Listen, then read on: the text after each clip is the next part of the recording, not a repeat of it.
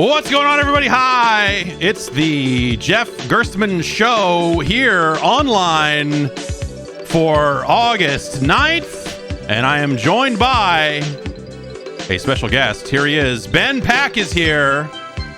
I am trying to turn the music down, but it is not turning down. Yeah, we discussed that you would not hear the music, but you would act like you were hearing the music, and it is almost over. It's over. Ben, the music has stopped. Oh, okay. All right. Great. Hi. I'm Jeff Gerstmann. Welcome to the show. Ben Pack is here. Welcome to the show, Ben Pack. No, see, that's when I'm looking into this camera, I'm not talking to you. When I'm looking into this camera, I'm talking to you. Because I'm actually, that's not true. When I'm looking here is when I'm looking at you. And you're okay, and now your voice is going out to the stream. So on top of that, oh, cool. On top of that, I fixed that. So yeah, I spent weeks thinking about the different ways I would okay, how would the routing work for getting a guest on and routing the audio? I want to make sure I have a button so I can turn them off. So if they want to say bad things about people on the internet, that it doesn't have to broadcast out. And so I have a way to some bad things. Do you want to test that? I can say some bad things about people. Yeah, sure. Okay, really you're definitely not streaming out right now, so you can go ahead and safely say bad things about people on the internet. The guy from Epic Meal Time is abrasive. Oh shit! Oh man, that accidentally went out. What? Sorry, you're ruined. You know me and Harley are we're not friends, but we have mutuals. Yeah. Oh no. Well, I've gone and ruined it. He's never gonna follow my private Twitter account now. No, I know. Yeah, so you've pretty much gone off the grid, and you've taken an honest job on a different grid, I guess. On the grid. Yeah, exactly. You're building the grid instead of standing in front of the grid and doing the little dance that says, "Hey, it's all gonna burn someday." Instead, you're building the stuff. I'm building the thing that's gonna make it burn. Great. No, this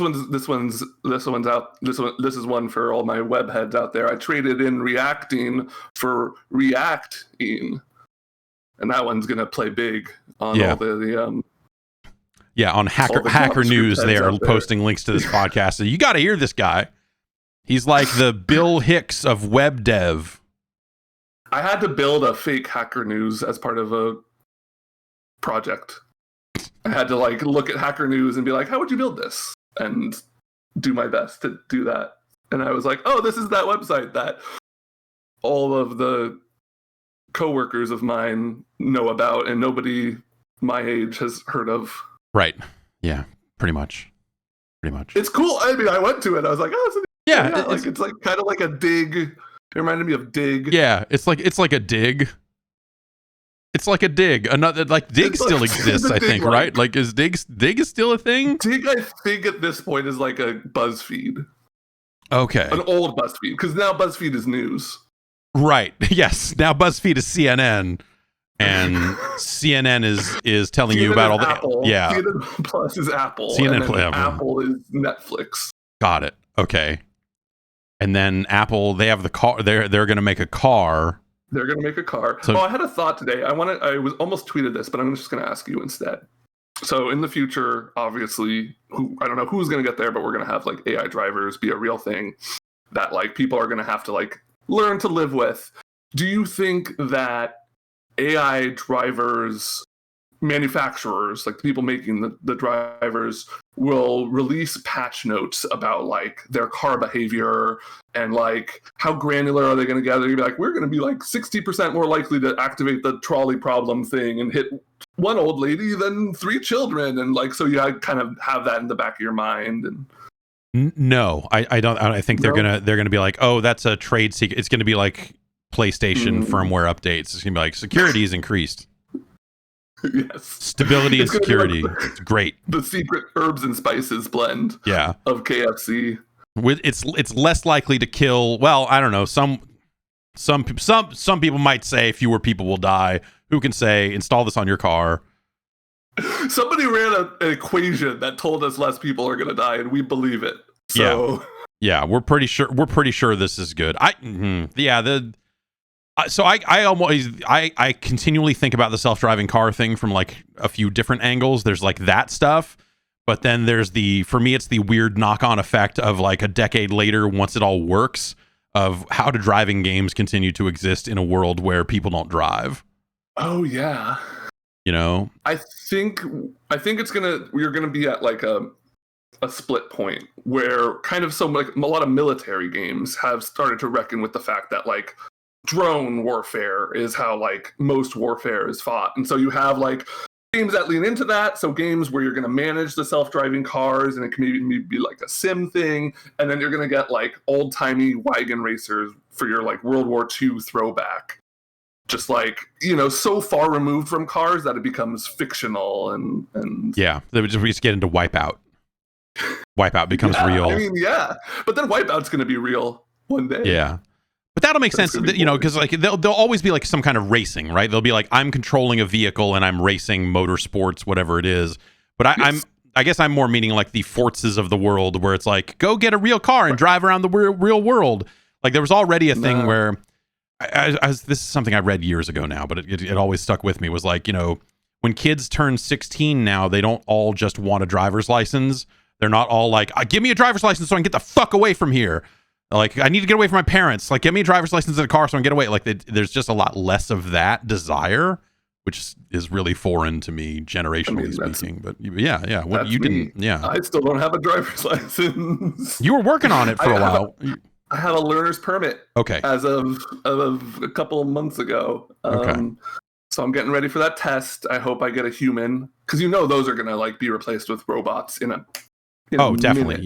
Yeah. There'll be robots calling balls and strikes in driving tests. That'll happen almost immediately, and they'll be like, no, you are 19 inches from the curb, but you fucking fail.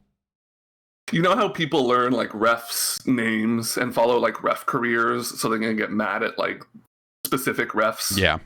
Do you think people are gonna do that for like the model numbers of the strike umpire robot? Like CX-118 is obviously biased to the Mariners. Like, come on. Just be like, oh, you know that his lower left sensor is dirty, and so exactly. You know that there's someone strategically put some baseball mud on it, and now he doesn't call doesn't call the outside corner like he's supposed to. Stupid robot. When are they gonna fix the fucking? There's like people like out there writing custom firmware for umpire bots. And just going like, no, this is way more efficient. This is going to work much better. Black hat agents working to hack in during the World Series. Yep. And then the umps just take the field by force. And then we have Base Wars. That gets us to other hot robot video games. Maybe the future is not such a scary place if it gets us to Base Wars. Yeah, exactly. If we get to Base Wars, then could things have been all that bad? Well, maybe. I don't know. I bet robots would be really good at hitting home runs if you train them right. I think one of my most controversial takes is we should have a like body mod Olympics. Like, I understand the ethical repercussions of such a thing. I understand that it becomes immoral to test on humans and people will like take it way, way, way too far. But like, I think like you should have an Olympics or a MLB or whatever that's like steroids are fine. I mean, I guess it's kind of already how it's going, but like, just let people go crazy. Let people get freaking huge and just like optimum human, like get a robot arm, sure. Yeah. As long as you're like at least 50% human, I think it's fine. That's the line for you? Okay. You got to pass the Turing test, and you got to pass a shotgun test, where if you get blasted by a shotgun, would it still kill you? Okay, and they test that by shooting you with a shotgun? No, but threatening you. Okay, if you're like, whatever, man, go for it, then they're like, dude, you got to go. There's a whole separate league for you up the street. Yes. You're like, go. They're playing fucking robot slam ball up there. Just go up there. Slam ball is back. Slam ball's coming back. This is the most exciting news. I was a big slam ball fan when it was originally on the air. I think one day in the like studio, we found out that it was still going on in Vegas. Yeah. Do you remember talking about? And there were like 6 teams. Yeah, and like the founder of Slam Ball was still there, just grinding out, going like, "No, I still care about this. This is still my way better. It's way better. This is way better than basketball. It's the human. It's a human. You're the human highlight reel. The video game. You're a walking video game." And Spike TV. I wanted. So Spike TV would almost show like highlights when they were broadcasting on television. And so you didn't really always get the full, like I wanted the full experience of like cover it like it was real sports. Let me sit down on the couch for an aimless number of hours drinking and watching people play slam ball. Showing like classic slam ball matches from the 90s. Exactly. All the, from the 70s, you got the Sklar brothers on there, doing episodes of Cheap Seats about classic slam ball, all that sort of stuff. Yes. And so I'm a slam ball movie with Will Ferrell, owns a struggling slam ball team. Yep. And he finds a secret. He just rediscovers Flubber, and they put that into the trampolines to win the championship. But then they won dishonestly, and the girl he likes is the GM for the other team. Oh. And it tugs at some heartstrings. I mean, it's funny, but it's a dramatic tour de force from Will Ferrell. It's a dramedy. And Jessica McCarthy. Yes, Jessica McCarthy, star in a star turn in another star yet another star turn for her in the wonderful world of slam ball. I could not be more excited about it. So I was in Japan. This is when slam ball was on TV originally. I was in Japan visiting. I think it was Anchor, which was the studio that was working on UFC games for THQ, and I was there with like THQ PR, and I remember the guy that was running THQ PR at the time like pulling me aside, so we were just like having casual conversations, and he was just like, "Hey, it's not signed yet, but I'm pretty sure we got the license to slam ball locked up. I'm pretty sure we're gonna be making a slam ball game." Oh. And I was like, "Yeah!" And then THQ. You were the one person he should have probably been talking to about it. Exactly. Like I was the one person who was like, "Yeah, let's do it." And so THQ had apparently come very close, or actually got the license, but like never. THQ did not survive long enough, and slam ball did not survive long enough for anyone to make that happen. And yeah, that to me is the one that got away. So I really hope that, THQ is back, slam ball is back. Like, can we find a way? Yeah, can we find a way to finally make this reality a reality? All right, Ben, we're going to take a quick ad break, and then we're going to come back. We're going to talk about Evolution 2022. Evolution Search for Eden? Yeah, Evo Search for Eden for the Super NES. The 2022 roster update came out. We're very excited about it. Mammal's got nerfed. It's huge for the meta. Yeah, no, this is gigantic. We'll be back after this. Hey, I know we all talk about energy drinks and all that stuff around here, but what about when you just need a little something, that kind of mid-afternoon, it's a little too late in the day to go, drinking 2 cups of coffee or, pound an energy drink or something like that. But you're like, hey, post lunch, I'm a little sleepy, I'm a little sluggish, a little blah. Well, there's something brand new you can try from Feels. Feels' brand new focus melts are unlike anything you might already be using to focus. Focus melts are a fast-acting, long-lasting, and caffeine-free tablet to help you say goodbye to procrastination and reclaim your day. These fast-acting tablets just dissolve in moments, leaving you with improved focus in minutes. They just melt, just on your tongue, all that other stuff. They taste absolutely fine, and they can reduce cravings for snacks, which is like a nice little side bonus there. So, if you need that boost of focus, instead of reaching for that weird, dicey afternoon cup of coffee, pop a Focus Melt. Focus Melts are powered by tetracitrine, a naturally occurring compound that gives you the laser focus you expect from caffeine and other stimulants, but without that crash and weird roller coaster ride that, you probably just don't need that late in the day. So that afternoon window can be a perfect time for this. But hey, I don't know, maybe you stay up all night, do this. Maybe you need something like this in the morning. Maybe, everyone's going to be different. That afternoon cup of coffee, that made a lot of sense to me. I don't want to get all crazy wired all over again late in the day, all that other stuff. That's a morning thing. So the afternoon thing, that's where Feels comes in. Feels, that's Feals, has already helped more than 100,000 people take back control and feel better through their premium products, real human support, and their membership program with free delivery straight to your home. You want to get in on these focus melts? You want to check this out? All right. It's time to say no to sluggish days and restless nights with Feels Focus Melts. Become a member today and save 50% off your first order of Focus Melts and get free shipping by going to feels.com/Jeff and using code Jeff at checkout. As a member, you'll save money on every order, and you can easily pause, swap, or cancel that subscription at any time. That's feals.com/Jeff and use the code Jeff to become a member today. Say goodbye to procrastination, reclaim your day, and start feeling better with Feels. And we're back.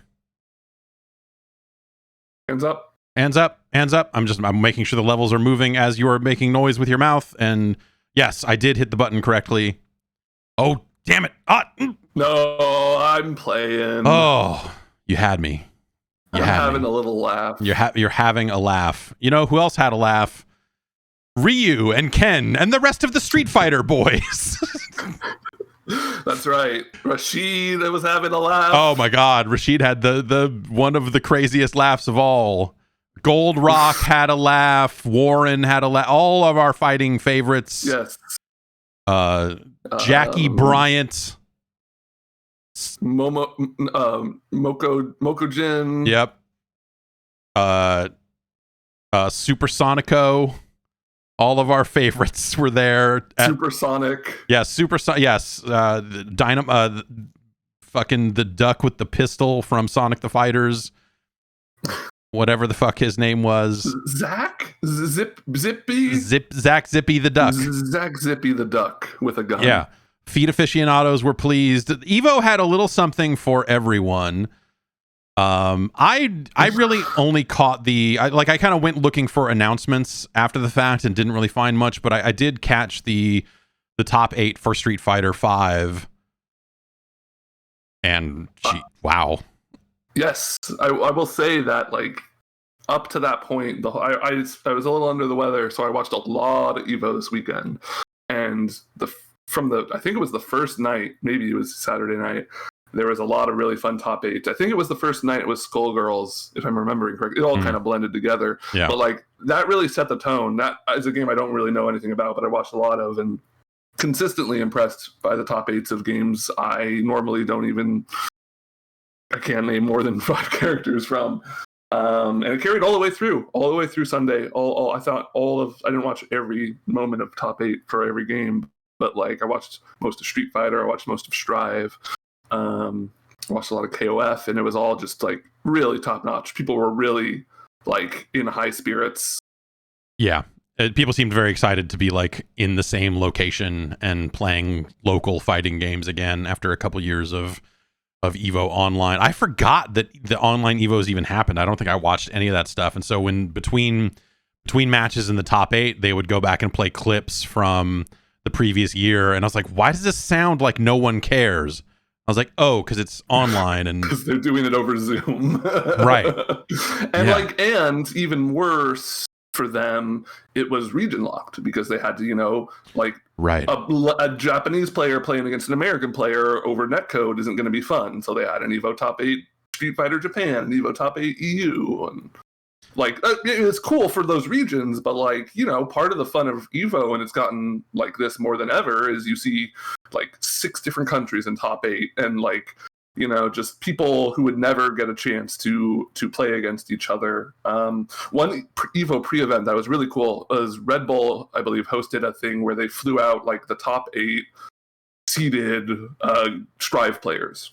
Mm-hmm. And they did 1st to 7 round robins against each other all week, and it was all streamed, and it was just hundreds of matches of really good Guilty Gear, and it was just really cool seeing these players get to play against like Leffen, who made it really far in Evo was there, and Hitachi and other players like that who Hitachi's American, but like Leffen lives in Sweden, and so getting to play in the same room with all these other people, it's different. It's so much different, and you saw that at Evo with Street Fighter, with everything. Yeah, definitely.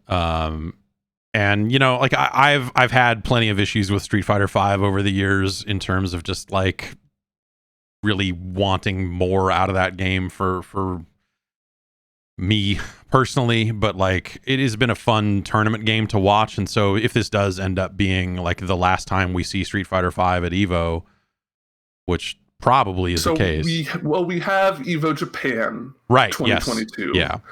But yes, this is the last like proper Evo Prime probably for Street Fighter, and then Street Fighter 6 will get one, and then Project L is going to eat its breakfast, lunch, and dinner, and be the last game of Evo for the rest of our lives. You really think? You think that League of Legends? I mean, okay, League of Legends is League of Legends. I will grant you. Valorant is Valorant. Yeah. Okay. Yeah. What's Counter-Strike? What the fuck is Counter-Strike Source? Counter-Strike is CS:GO is still the number one most played game on Steam most of the time. It's still like 400,000 people or something. And Dota is still an extremely popular game. Yeah. League outclasses it by an incredible amount. Yeah. But yeah.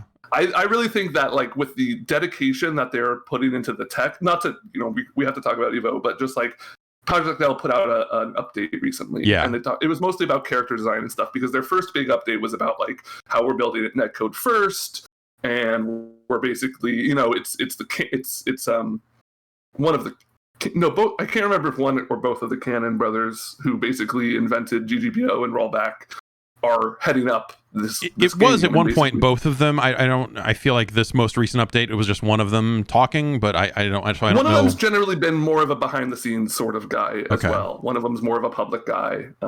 Anyways, so like they're like basically we have access to Riot's infrastructure, and we are going to build a fighting game that anyone in the world can play with each other. We have access to Riot's funds, and so we're going to take our time and make it like really fun, really accessible. They've always been about accessible fighting games. They tried to make Rolling Thunder a thing, which wasn't really a thing, but it was like a good idea. Mm-hmm. Yeah, it felt budgety. Yeah, it felt like this is an idea whose time has come in terms of like easy inputs and all that sort of stuff, and it seemed very smart, but at the same time, it was never really.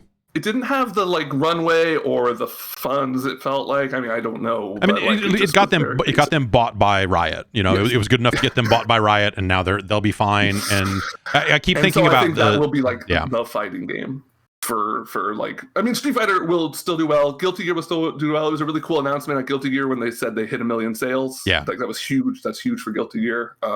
Fighting games are like the biggest and best they've ever been, so there's room for lots of games, but I think Project L is going to be like the one. I guess I haven't really considered that, because I always look at it and go like, that looks cool, and they seem to know what they're doing. I know like Seth Killian is left. He's no longer a part of that operation, but yeah, looking at it always seemed like, well, this will be like this will be like Rising Thunder 2.0 or whatever, and I always kind of looked at it as like, well, this will probably be cool, and it'll probably work really well, and they'll have some really good ideas, but I wonder if it'll actually pick up any kind of real steam, or if it'll just be like, hey, check out this neat thing we're making. But I guess like when you frame it from the perspective of look at what they did with Valorant, like, yeah, shit, maybe. I think before Valorant, I would have been right there with you. Yeah. But I think seeing the success that them being like, hey, what if we did what we did for League and did it to Counter-Strike, and now it's like, what if we do that for Street Fighter? I mean, they're 2 and 2. Totally, yeah, they are. I mean, they're 2 and they're 2 for 2, but also like they made a zillion games that they never shipped, and that's kind of like the weird, scary thing about Riot, is they have the resources to just fuck around until they figure it out. Runeterra, I also want. They've done like Runeterra is mildly popular. I think people still play that a lot. Teamfight Tactics is still like yeah. I guess they're like undefeated in stuff that has made it out. Yeah. But yes, they definitely are the kind of company that could be like, just kidding. Right. Yeah, and I think they've done that a lot. But so I whenever I think about like what you were saying about netcode, I think back to like when this was a few years ago. I think I mentioned this last week, but like Riot came in and just like had a real casual meeting with us in the office, and we just kind of sat down and went like, "Oh, what's up with Riot?" Because we don't really, it's not really something. We're not like big league players, like kind of whatever. Right. Like obviously you're a huge company, you've got a huge game. You have interesting things to say about the space. Like but like they were talking about basically how like, oh yeah, we're building our own internet. And like we're building, we're really like we're building all this fiber. There's just a lot of bandwidth out there going unused, so we're going to pick up some of that and do what we need to do to basically wire the world to play League of Legends. And this was pre-Valorant and all this other stuff, so you didn't really think of it. You're just like, yeah, all right, you're kind of building your own secret fucking skunkworks internet, which is how they framed it. Is like they're kind of building their own internet. It's not quite. If you could the infrastructure of the internet to be solely about your business, which is games, right? You could do a lot of things different. Exactly. Yeah. And so it sounds like that they are trying to I don't know how successful they were, because it was just like that was a conversation we had, and then I haven't really seen them get into detail about what they're doing networking wise. I just know that and maybe that's just something they never talk about. Maybe that's just something they have, and they're like, yeah, we got this like thing. Right. Yeah. It's like when you click the play button in League of Legends, it does dark magic shit. Like we're not going to talk to you about it, but like we did some wild stuff.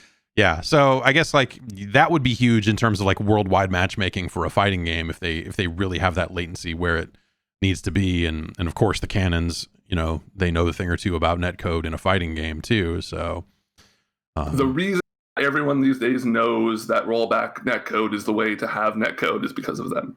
Exactly. Yeah. You wouldn't have this push for it if it had not been for the work that they have done. And games kind of like literally taking GGPO's infrastructure and putting it in their game. Yeah, like licensing it just straight up. And people realizing like, okay, we can build our own based around this or whatever. Yeah, definitely. Yeah, man, I guess Project L, maybe I need to like give that a little bit more credit than I have been. Because I think about it in terms of like, well, the NetherRealm game is going to get announced probably at the Game Awards this year, and then they'll probably ship in like April or something. So maybe they'll have a new game for EVO. You assume Street Fighter 6 makes it out ahead of EVO.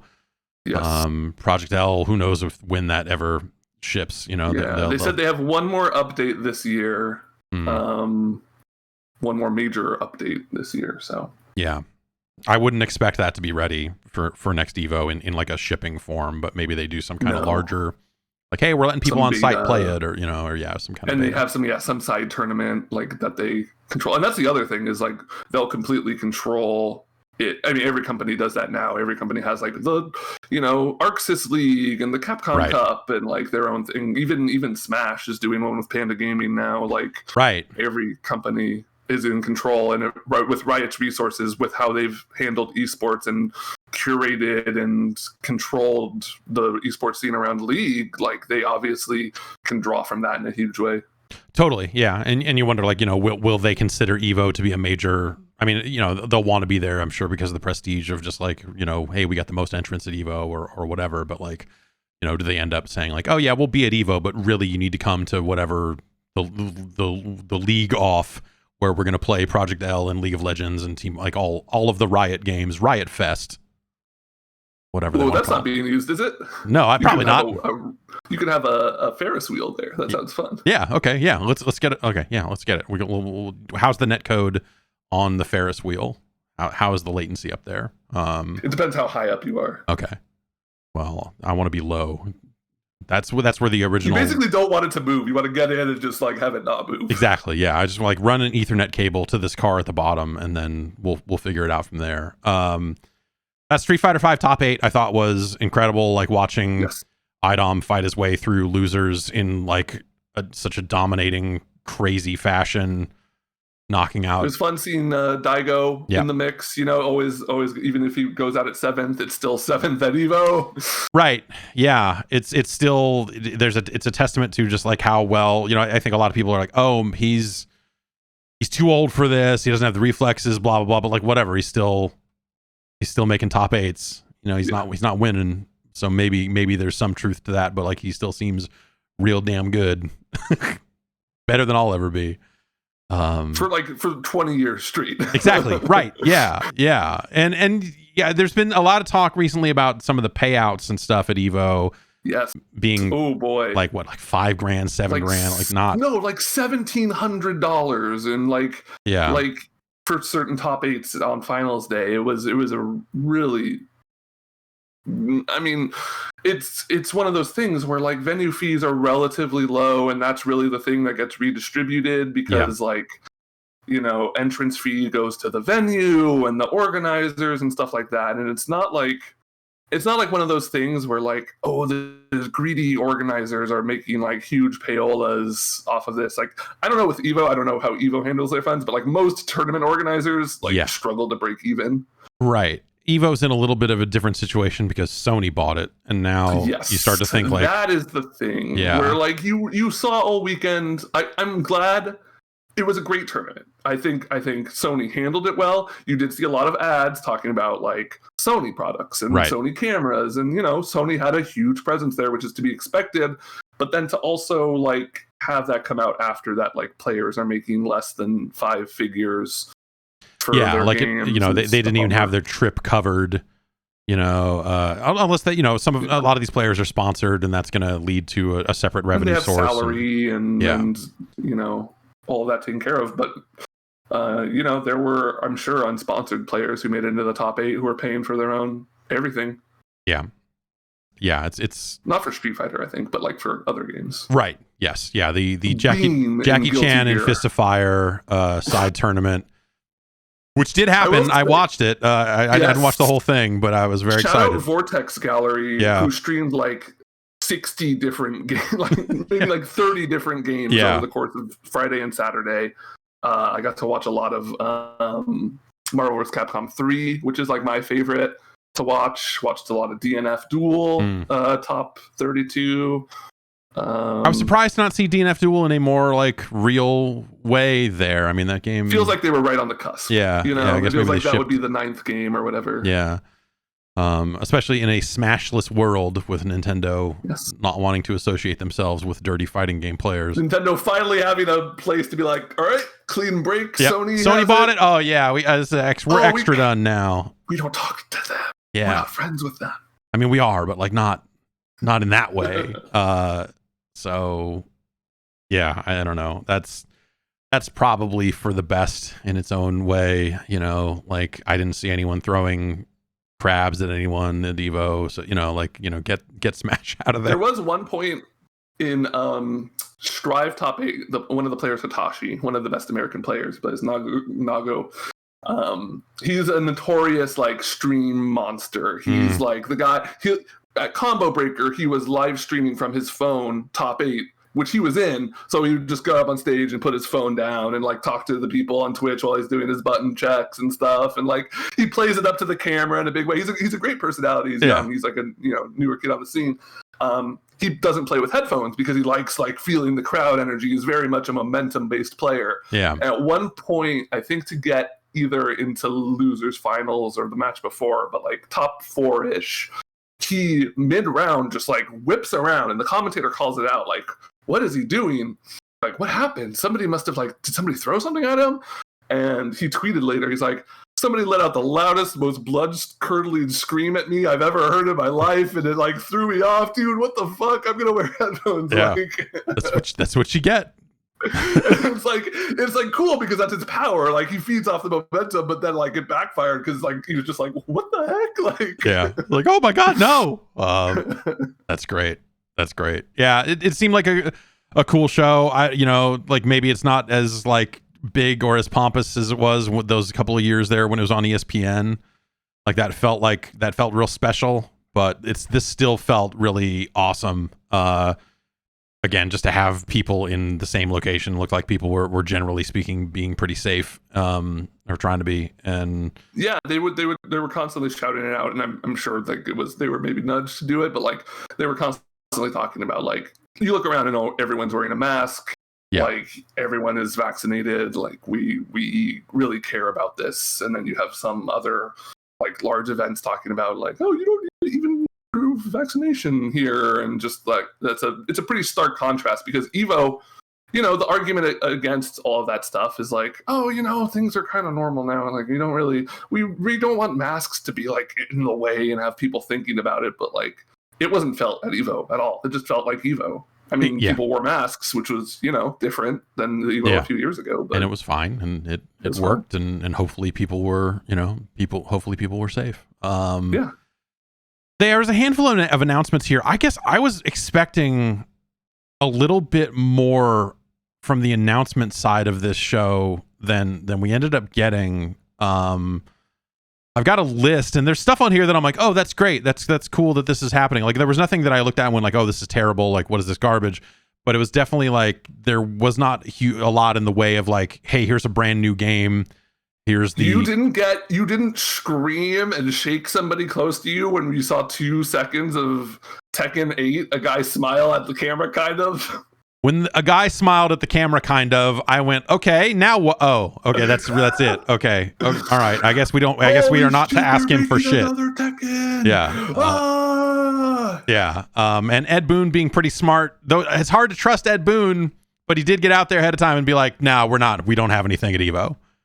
They're Game Awards fam now. Yeah. And I remember when, I'd forgotten that until he got out there and said, hey, we're not going to be there. And I was like, oh, right. I guess they really did tighten up the windows on, like, from announcement to release. And I remember talking to him and him saying like, oh, it was really nice to not have to set up a bunch of different little preview hits and trailers, and like to just be like, here's our stuff. Then it's coming out, in 6 months or less or whatever. So presumably they'll be at the Game Awards. That's my new guess, I guess, after Evo. But like, I expected that we would get a lot more MultiVersus news here because that seemed pretty hot. But I guess, yeah, they had come out a couple days prior and announced that they had to push back season 1 a little bit. Yeah, and I think I wonder if that got in the way of any like additional, like, hey, yeah, we were gonna announce Scorpion and Sub-Zero here, but the game is not in a good state. So yeah, we wanted to have Morty and Rick out before we announced the next 2 characters, sort of thing. I take that though as a sign of like them being like, we have something here. Yeah, let's take our time and make sure we keep this thing going, because that is like the biggest surprise game, I think, of the year.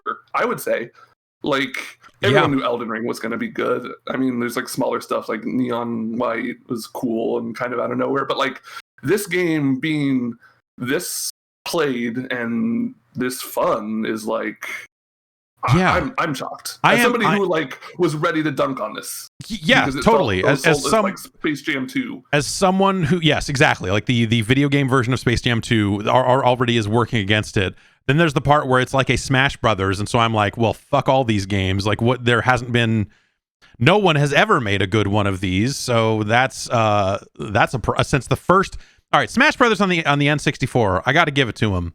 What a cool idea! That was pretty cool. You could be Pikachu, and he'd be like, "Pika!" It'd be Big Thunder. Yeah, it was a great idea, and then somewhere it went good sideways. Yeah, awesome sound effects. I like the chunky look of the models on N64. Yeah. It was just hand was a cool idea. Yeah, and then they just kind of stuck with that forever, and it's like, okay, no, I did never made like another one. Yeah, I don't know. Maybe they should. Like, just lost to the Nintendo vaults, just like everything else. Just like PlayStation All Stars. But this really, I mean, like, I think it goes to show. I think it loops back to what we were talking about with Project L, and I think that a big part of this game's appeal, MultiVersus specifically, is free. Mm-hmm. It's got rollback. Yeah, it has characters that people know, which is like, I think the least important of all of these, but like maybe the most important in terms of like casting a wide net. And then the other things are good for reeling that net in, right? Yeah, I think it's a twofold thing, because it's characters that you do know behaving in ways that you don't know at first. There's and I think that leads to some curiosity, because you're just like, well, what? Like, okay, I know what a Batman is going to do in this situation. I don't know what. Yeah, he's got a batarang. I don't know. Is there smoke or something? Like, maybe he'll throw some smoke. Like, what the fuck is a Velma going to do in this situation? She's going to yell into her microphone, and it's going to amplify through an ally, and if you hit that ally, you heal them, and then they cast a beam out of them. I'm a Velma main. I should just get this out of the way. You picked the wrong character. I can riff on this all day. Great. That's so but like I think that's also like it leads to a curiosity that you wouldn't have if if these were characters from other video games where you knew exactly what their movesets were and all that stuff. Having it come in and being like, what's Shaggy do? He's got a sandwich. He can throw it. Also, he can go Super Saiyan. You're like, all right, fucking what? Okay, sure, I guess. Some characters, it's like wacky like that, but then some characters you look at what Tom and Jerry are doing, and it's like, oh yeah, they're like fighting, like they're like back and forth with each other, and he hits them with a little ping pong paddle, and like how are we going to put LeBron James in this game? He doesn't fight. Well, he dunks on them, and like when you crouch, he ties his shoes. Like it all just makes sense. Yeah. I decided a little bit for a while there that I was going to try to main LeBron James because that's just a fun thing to say out loud. I'm a LeBron main. Yeah, and I know he's experimental, but I'm a LeBron main. And I like the idea of the passive being, if he does not have a basketball, if he hits someone, he gains a basketball. That's a really stupid sentence that they wrote for that game. Much like real life, LeBron James is weaker without a basketball in his hands. Definitely. Yeah, of course. The minute he doesn't have a basketball, the first thing you should be thinking is, I've got to get this man a basketball. But there's just I can't get off of Shaggy. I guess I like the way Shaggy moves. I like his speed. I like his attacks. The angles he's coming at. And I think if we were in an alternate universe and you were like really into Melee, you would have been a Captain Falcon player. I think all of this tracks. You like a guy who can run around and do some moves. Yeah, I want to push buttons and fucking do shit and make things happen, and I like to have fun. That's a little thing about me, is I like to have fun. Yeah, I've been trying out a lot of characters in that game. I played a lot of Velma. I like the doubles quite a bit. I've had a few chances to play with some friends, which is always better than I tried playing with randos a few times, and it's okay. Sometimes you get matched up with somebody that you drive with, but sometimes it's just like a wash. But yeah, I like it. I like how they're supporting it. I think the battle pass is fine. Like, I think, it's not as aggressive as a lot of other free-to-play games. Yeah, not yet, and at least, but yeah, that it's so far, and there's been some people data mining. It looks like there might be a way to share a battle pass with another player. Like, you kind of share progress. Like, you probably both have to buy it, but like, interesting. The idea that you're both kind of feeding into it for a game that's primarily supposed to be 2v2. That could be kind of cool. I'm going to do something unconventional during a live stream, and I'm going to go get my charger because this one's not working. Okay, great. All right. That's fine. My computer's going to die. Go and grab it. So, there are a handful of other announcements, of course. At EVO, the main thing seemed to be rollback for a lot of different games. Samurai Showdown, that came out in 2019 or something like that. So like the idea that Samurai Showdown is seeing kind of any love at all in this format is kind of cool. That they're going to add rollback to that. Dragon Ball Fighters is also going to get some form of rollback. I believe that's not going to appear in the Switch version. Or was that for Samurai Show? I took bad notes there. That's my fault. But at least one of those games is not going to get rollback on Switch because, for technical reasons, which makes sense. Rollback is not something you kind of get for free. So, they can't really put rollback into every single game. Dragon Ball is not going to get rollback on Switch. That's what it is. And that to me makes sense when you think about the Switch and its relative power, and that rollback can be a relatively intensive sort of thing. But Ben, you're back. Getting back to MultiVersus. Yes. I'm shocked how much I enjoy it. I like this is when I was like, I've got to talk to you. It was because I kept seeing that you on Steam were just racking up the hours in MultiVersus, and I was like, I need to talk to someone else who plays these games normally and also likes MultiVersus to figure out what the hell it is, because I can't figure out what it is that's attracting me to this game and kind of keeps me coming back, because like I said, I kid, but like I think Smash Brothers is like a really well-made thing. I just don't really like playing it competitively against people, and I don't like taking it seriously. What was your biggest sticking point on like playing it? I think it's at a point where, you know, and this is probably because it is such a long-lasting series. Obviously, those games change from game to game, but it's at a point now where I think the average person picking up Smash is just gonna fucking beat the shit out of me. And I am not interested in like playing that game enough to really get good at it. I liked Smash Brothers as like a party kind of thing, a platform fighter that you're just like, whatever, I'm not going to necessarily take it seriously, but like, oh shit, we knocked that guy back. And yeah, a showcase of characters that you know and love, like Yoshi. Exactly. Yeah, of Yoshi. And yeah, but like, you know, seeing those characters do the things they do in their respective games in a fighting like context, yes, to me was always like really engaging. And that first game, I really, you know, I reviewed that first game. It's a cool thing. It's a really cool idea. It's something that at the time was so un-Nintendo to be like, we're making a fighting game and Mario's going to get punched in the fucking face. And like, whoa. I remember the first time I saw the commercial at my grandparents' house of them skipping through the fields to like that, imagine me and you and you, that song. And then they just start beating the crap out of each other. And I was just like shocked. Yeah. I was like literally just like, what is this? I have to have this. Yeah, but you know, the level of seriousness that came to that franchise by the time they had a second game out was just really off-putting. You know, so to me, as someone who, you know, would play it in a very casual context and play the single player stuff, or, you know, play the other stuff that they had put in, like that game just became out of reach in a way that like a lot of other games don't. And so it just became like, well, Nintendo made this like fun, like, you know, it is meant to sit alongside a Mario Kart and a Mario Party as like, look at this goofball thing we made, it's competitive and a party. Exactly. But now it's like, I think it's even at a point where you go to play that game at a party, someone's going to be like, oh, hang on a second, they're just going to magically, a GameCube controller is going to appear out of their back pocket and they're gonna be like, yeah, let's play. And you're like, fuck this, I don't want to fucking do this. And so it's like that is probably my biggest problem with it.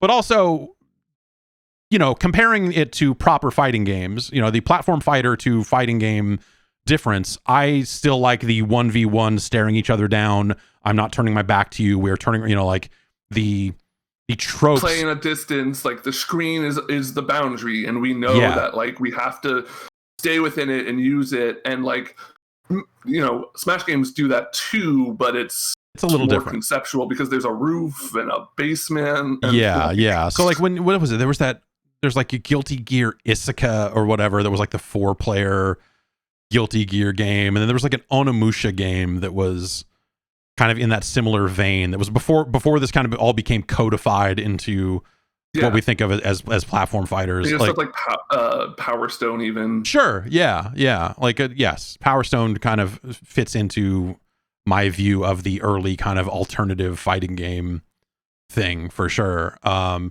yeah, just at some point, like Smash just became so locked down in terms of like what players wanted to do with it that it just felt like they were, you know, and whatever, they're having fun a different way. Like, but like it really felt like they were sucking the natural fun out of that game in order to turn it into something much more serious. And so at that point, it was just like, all right, I'm never going to engage with this game on that level, and I'm just kind of done with it. So, you know, I was always kind of curious about, you know, some of the other games that came out. The oh gosh, I always forget the name of it. There's the indie platform fighter.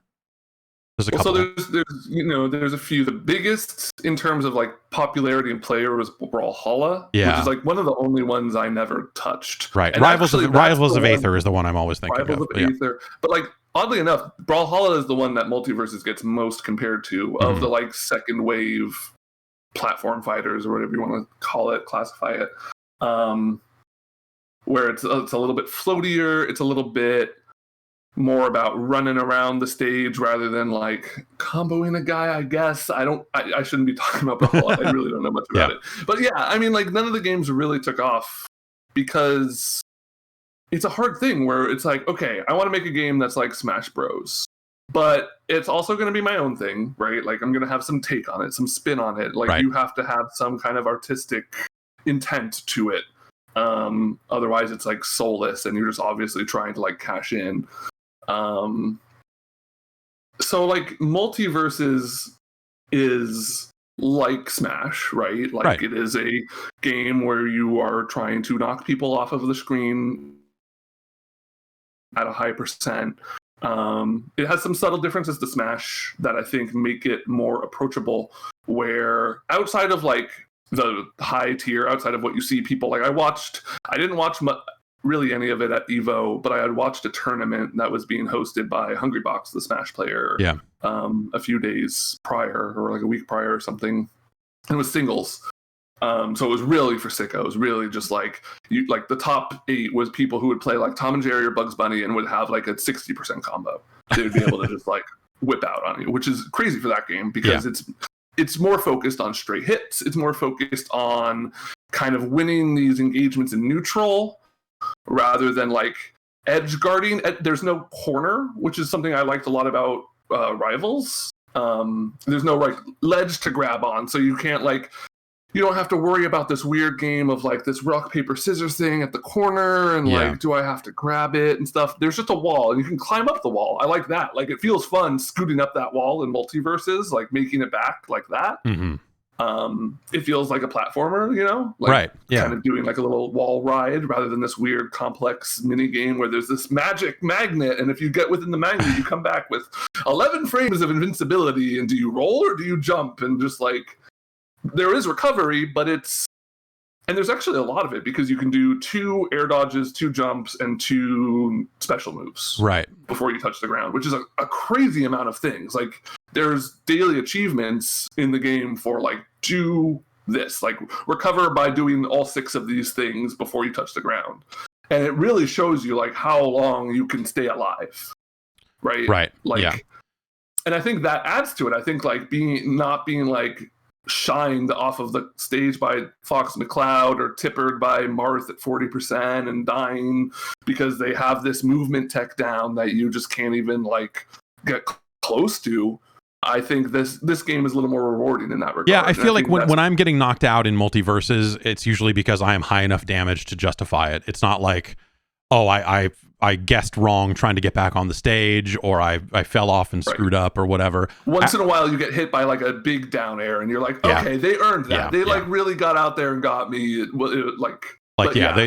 went out there and made sure that I was not going to get back on. It was less like they're going to stand here and make me play a guessing game, and more like it was more aggressive, which is always, I think, more entertaining.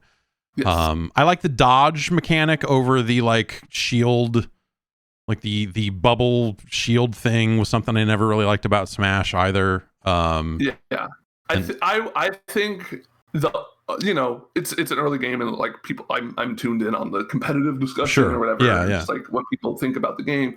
And I think the only complaint that I feel is interesting to engage with is that the dodging is you can do it a little too much in like 1v1 situations. I think in 2v2 it becomes way more chaotic, and it's fine to be able to dodge around a bunch because it's just like way more of a clusterfuck try and get some hits. But in a 1v1 setting, it feels like you can be rewarded. You can be rewarded to be a little spammy with the dodge.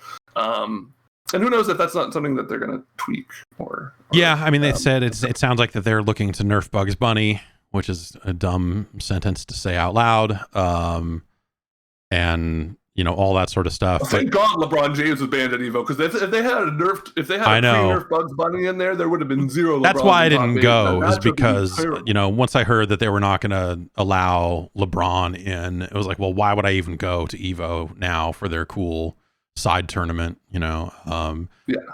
I like what they've done so far with the balance, though, where like, Taz was a terror online because Taz's special was very low risk, very high reward. It was a button you could just kind of activate, and if players didn't really know what to do with it, they would get hit by it and die at like 30% sometimes. And they're like, okay, obviously this is bad. We are going to get rid of this, but like, the character will really suck, and so we're gonna have to take some time to make him good. He's gonna suck for a while, guys. Like in their patch notes, they're like, we know this is gonna break this character, but like we're committed to making him fun and interesting. And it's when they launched it, it's very easy to be cynical, and I do think it's a weird it's a weird, because they're calling it an open beta, and they push back the launch of season 1 for their open beta, but also they will happily let you spend hundreds of dollars on cosmetics and characters and all this other stuff. So it's like, whether it's a beta or not is kind of beside the point. Like, the game is out for all intents and purposes. So yeah, and because the characters are being sold, if you were like, I saved up all my money this week and I bought Taz. Oh shit, now Taz sucks. Oh shit. Like that would be a real bummer. But yeah, I don't know. Like it's stuff that they have to do. They also were out there talking about that they were looking to have a pretty big overhaul of the hitbox and hurtbox system in that game, which sounds like a pretty traumatic thing to be taking on once your game is already technically kind of out there. But I guess some stuff you don't really notice until you're out. Like when you play against them, you're like, that shouldn't have hit me. Like Finn comes to mind as an example of like, he'll swing his sword and I will be on the other side of the screen. I'm like, I don't even know that little guy was near me. Yeah. Finn seems like the big I think lining stuff up to make it look like it should work or shouldn't work. That's a big deal. But yeah,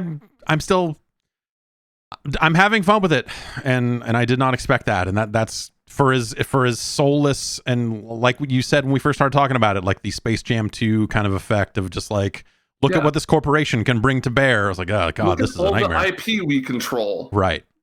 And it's like, and I mean, that's a lot of their marketing, obviously. Like, it's like, whoa, look at this! It's Tom and Jerry and Harley Quinn teaming up to fight Batman and Bugs Bunny, and then you're like, I'm like, oh, that's a little soulless. And then I get in the game and I'm playing Superman, and Bugs Bunny hits me off the top of the screen with a hammer and says, I had to do it to him. Yep.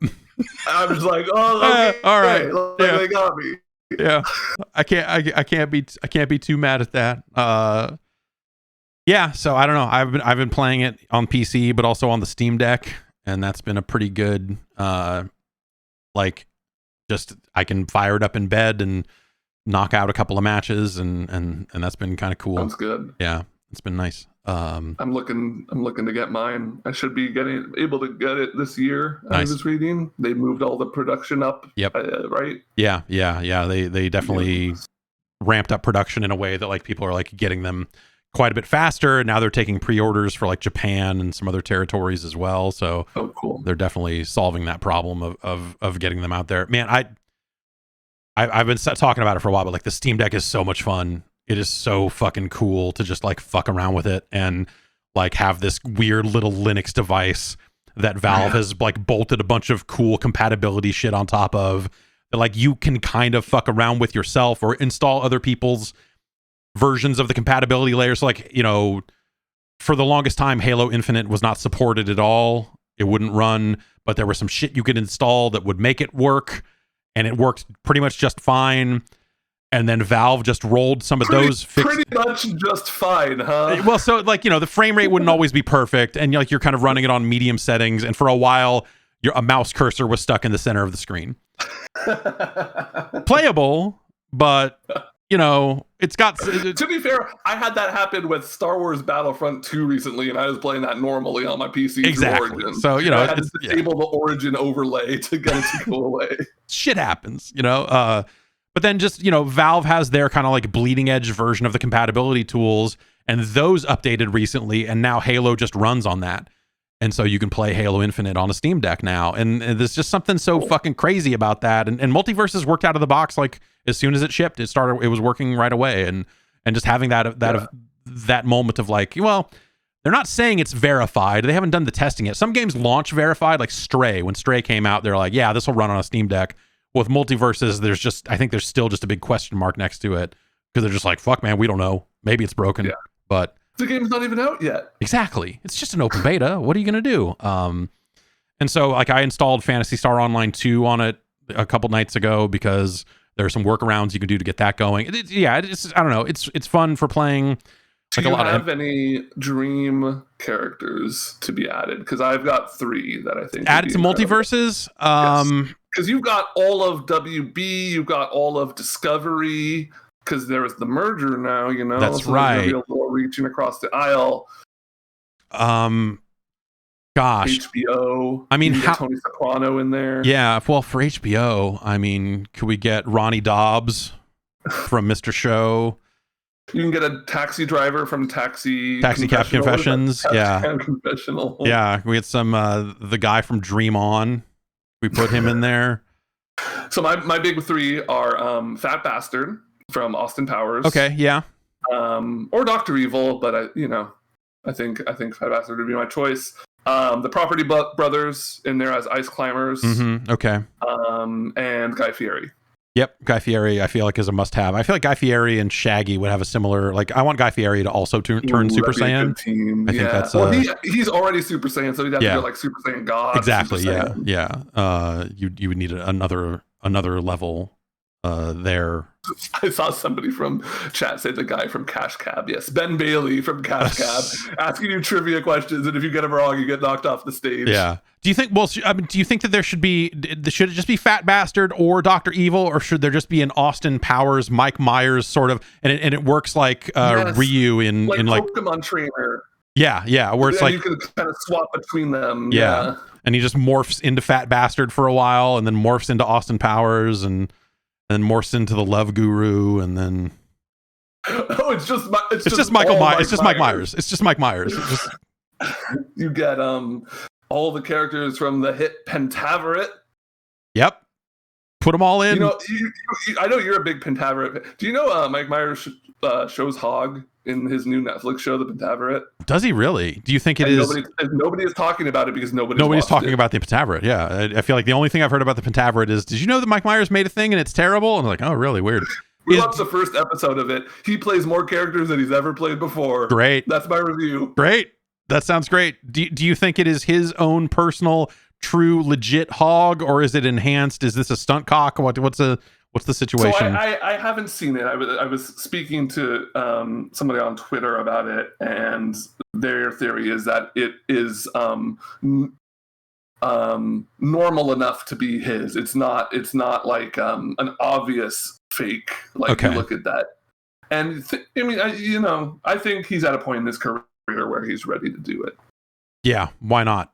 I think we all get to that point in our once you master your craft, what really is there else to do? That's a good point. All right, with that, well, let's just break it out. Twitch won't mind. What else happened at Evo? They put out there's a couple of just brief little things saying like Fatal Fury. Yep. Right? Yeah, which could be really exciting. But it's been so long. I don't know, like there's those sprite sheets from Mark of the Wolves 2 always show up now and then, and you just see them and it's like, man, I would have really liked to have seen one more follow-up to Mark of the Wolves. Like, that 2D animation looked so great. Those games were so fun. It's now, things are so different now that, like, what even is that game? It's a 3D, it's a polygonal, and what makes it different from King of Fighters? I mean, obviously there are things, but it's, it's roster stuff. It's hey, this isn't really a 3-on-3 game. Do they do the front line, back line, jump back and forth stuff that they have done in some of those? Like, I'm not as immediately excited for it as I would have been if they said, hey, we're making Mark of the Wolves 2 or a new Garou game, 15 years ago, 20 years ago, whatever it was. Sure. It'll be interesting because fighting games are, like I said, bigger and better than ever. But there is a huge audience for these games, but like, who knows how much that name means to the average Evo watcher? Like, I want to say that they are aware of it, but then, like, when did Mark of the Wolves come out? It was like 99, 2000. Yeah, I would say around the turn of the century. So like that's 22, 23 years ago. Ugh. Yeah, like, whatever. But at the same time, like, it's characters from King of Fighters, which is still popular, and Mark of the Wolves is an all-time great game, so it's got that. And all those games, like all those SNK games, will kind of borrow from each other. So you might get like a Sam Show character in there, and who knows, even a Guilty Gear character might show up, and like, yeah, they could do some weird stuff on that. But also, I might say that, like, some of these, I would have said that Guilty Gear, when I think about the long history of Guilty Gear games, that there would never, if you had asked me even a year ago, would Guilty Gear be the most entered game at EVO, I would have said no fucking chance. Absolutely not in a million years. I love Guilty Gear. I love that it exists, but come on, you're being stupid. But here we are. There always has to be one. There's always one Street Fighter competitor for that top slot, right? There's always like one that is usually second, and a lot of the times it's Mortal Kombat, right? Like that, those games get crazy high entries because NetherRealms does huge pop bonuses, and they really support those games. And it's also just like a huge audience of people that like Smash. I guess Smash became that eventually, where it was like, you know, Smash Ultimate became the most or second most entered thing. But there's always got to be like one anime game for like the real fighting game freaks to all come together on. Like Strive is a lot of people's first games, but it's a lot of people's second games. It's a lot of like anime players, like Undernight players will also play Strive, and you know, Melty Blood players will also play Strive, and it's kind of that like that Street Fighter thing where it's like, oh yeah, I'll play some Street Fighter, like, and then it just is well supported. Street Fighter is very old at this point. Smash isn't there, right? So like it just kind of was a lot of stuff to come together. Yeah. And the game is good enough to deserve it from the looks of it. You know, I have not really stayed current with Strive, but we saw great character spread, which is fun. Like it's always fun when you see a top 8 with like, I think the only repeat character was Zato, which is cool. You had a Mei in grand finals, which like Mei hasn't been showing up at tournaments at all. At least the ones I've been watching, like Combo Breaker and CEO. And then they had a cool announcement. I think it was smart of them to get it done before top 8 started, because it was like 10 o'clock already. Street Fighter had gotten pretty long with an insane and really like exciting top 8. But then their announcement of like, all right, they've been teasing that, you know, season 2 is starting soon. They're like, okay, we're bringing back Bridget, which was like a big kind of one of the bigger fan favorites who wasn't in Exurb, so like has been missing for a while. And then the 1-2 punch of like, and you can get her tomorrow. That's super cool. She's already out. And they played a fucking AMV. A Guilty Gear AMV before it started. Daisuke came out and it was just like, yo, check this shit out. It's cool. Thanks for a million. That's great. And then they played like an AMV, and it was like, you know, a Guilty Gear song and Soul Bad Guy fighting some people. And you're like, yeah, I like Guilty Gear. Yeah, like it's good of them to know the things that make Guilty Gear stand out, and the things that make Guilty Gear awesome are fucking that it rips. That game just fucking rips. And so I don't know, like that seems like the exact right way to do that sort of stuff. There's some Street Fighter 6 announcements, some new characters, which had leaked out of some Capcom Germany. Capcom, they're really good at leaking. They find fun new ways to leak their shit every single time. This time, my understanding is that it was Capcom Germany put up something early to confirm Juri and Kimberly as the characters. Okay, I didn't see that. I saw the one huge leak that happened like right away, basically. Back when they first announced the game with all the characters. Yeah, and that's. But I haven't seen the like individual, even like double leaks. Yeah. So this was like, here's the Evo announcement, and now this is leaking too, and so that happened. That trailer looks great. I was fortunate enough to play some of that game a couple of months ago, and holy shit, it seems so good. It seems like the when you think about that whole thing of, man, how do you make a new Street Fighter game? That's got to be really hard. This feels like a good, like almost like it could be a good starting point. We'll see. I don't know, but it's slow and deliberate and very chunky, and those hits just fucking. They smash into each other, and it's just got a really nice look to it. The game feels really good. I didn't get to play against another human, so like I'm kind of like, it's theoretical until that happens. But I think that was a big thing for me with 5 is so like 4 had such an identity. It was like, we're bringing back 2D, and we're getting this like black and white ink kind of. I remember that first trailer where Ryu's fighting Ken, and you see all the ink swelling around them, and it was like they were making a statement. Like focus attacks are a clear mechanic that like feeds into that statement. And then 5 came out and it was just like, it has the V trigger stuff and like it has ideas, but it just doesn't feel like it has like a core soul to it. Right. I think they got there eventually. That game looks fun. People love it definitely now. But like that was even one of those things, like I think a lot of that soul comes from characters having reasons why they're there and lore and like all that stuff helps, right? So when they launched without a story mode, like I think a lot of people were like, well, whatever, who plays the story anyway? But I think when we're talking about Street Fighter and it being such a big mainstream thing, like a lot of people, like that's why Mortal Kombat sells so much, because it sells to people that would never watch Evo and are just like, whatever, I want to see what the Skull Ninja does this time. I think that this game is doing so. If Street Fighter 4 was to Street Fighter 2, this game is to Third Strike. I think this game is taking Street Fighter, it's giving it more of like a street feel, because like that's a big part of Street Fighter is the word street. Like Third Strike was a street game. Yeah, like, there are 2 words in that title. They've all had fighting. They focused a little too right, and 5 focused a little too hard on fighting, I think. And it got lost in it. And this game is like, it's cooler, like the characters when I first saw like Jake, Luke, not Jake, I'm thinking Jake Paul, Luke, same thing. Honestly, you're there. When I first saw him, I'm like, oh, that's like cringe, whatever. He's this influencer type kind of guy. But like the more I see it, like Ryu getting mad at him and just being like, these fucking kids these days, I'm like, actually this kind of like makes sense for what you would do, because like Yun and Yang were like, dweeby, young like, upstart assholes, like kung fu movies, and we're like, we're in your face, and now like those characters are beloved.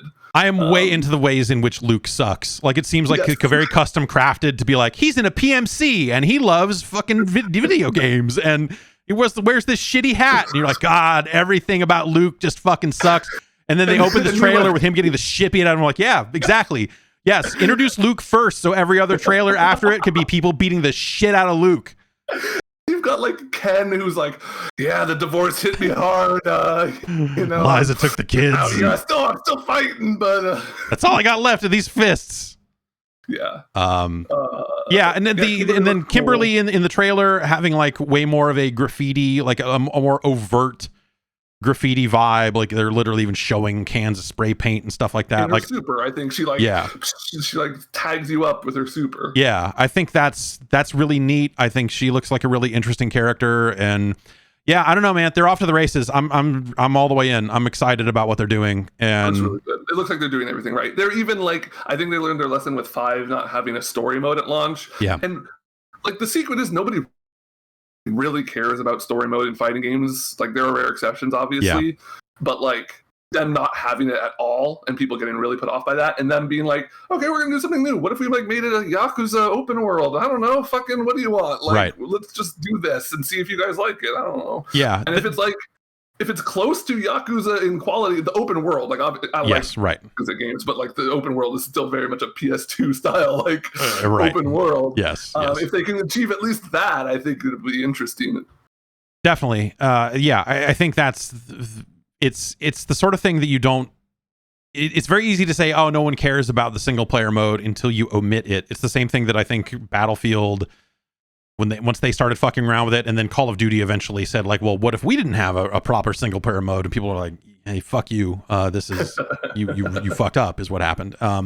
And so I think that's, the Street Fighter 5 kind of maybe learned that a little bit the hard way. I'm just excited that it feels like, and I haven't talked to anyone who's directly on the Street Fighter 6 team. I just talked to some folks at Capcom US, and I don't know. You get the impression from looking at the game that this is a team that is like, all right, this is going to be our post Ono Street Fighter, and it's ours now, and we're gonna make it ours. It's the Triple H took over wrestling, and now it's different and revitalized. Like this feels like that, which is a weird reference, but it feels like that. It feels like that they are unafraid to strike out in some new directions that maybe they would not have gone in before because of the leadership of that team.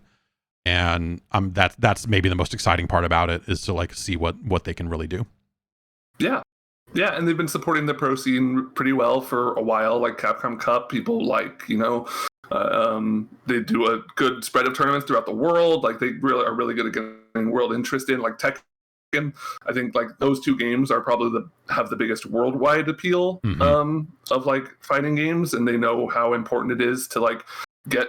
Here's a tournament here's a bunch of tournaments in South America and EU and like Saudi Arabia and places that 5 years ago there would be like maybe one tournament in the EU, maybe two tournaments in Japan. Yeah, that's been cool to see too. That it's like these aren't just regions where everyone plays Fightcade. We're gonna treat them like proper regions for this game. They also it is the World Warrior. It is the game where you are a World Warrior. That's true. That's true. You are indeed a World Warrior. They've added some additional announcers. They had 2 that they announced alongside the game, and now Tasty Steve and James Chen will be in the game. Who's missing? Which announcers who are the hypest Street Fighter announcers? I haven't watched competitive Street Fighter in a long time. I mean, like, really, the answer is Seth Killian. Yep. I think you need Seth in there. I think that I was going to say Yipes, and a lot of people in the chat are saying Yipes as well. Yipes is like, Yipes is obviously more of a Marvel / he does a lot of Strive Now guy, but like he is the greatest fighting game commentator and one of the greatest like callers of any sort of competitive thing of all time. Like I'm willing to say, like I was watching Evo for a little while and just chatting with a friend. We were just talking about what was going on, and Yipes was doing Strive, and he was just doing that thing where he just screams when people get hit. And I'm like, God damn, he is one of the greatest screamers to ever live. He can just like he is on another level. If they just had that in Street Fighter 6, every time a hit lands, you're like, that would be really, really silly, but really great. I maintain that I honestly, I probably don't want to have commentators commentating my matches. Maybe I'll like it, but like initially my reaction is that's not something I want. If it's just Yipe screaming, I'm all in. Yeah, so that's been a thing that I think since the game first got shown, people were like, "Oh my god, what the fuck's wrong with this announcer thing?" And I do think it's something that people will usually eventually turn off, and you absolutely can. But as I was playing it for the first time, having those announcers on, like there was just enough tactical knowledge about oh, this life lead, this happened, like things that if you're not playing Street Fighter seriously, you never ever think about, but the resource management end of like meter management and all that other stuff is a big deal. And so having announcers that just call that out is something that is going to get new players to consider like, oh, that's a thing that I should be. And when they do turn it off, it'll be because they've learned that. And they go like, oh, okay, this is a point in this game that I need to know more about in order to get better at this game. And so I think certain casters lend themselves more of that kind of educational style. Like some people are just like hype shoutcasters, and they just like to yell what's going on. Some people are like there to, usually a good duo has one of each, right, to like fill in information, talk about like, oh, these adjustments need to be made, like so like, you died with full meter, like you never want to do that. Exactly. So having situational like speech like that can kind of point out when hey, there's something to be learned here, I think is what's going to make that system actually really useful for a lot of people.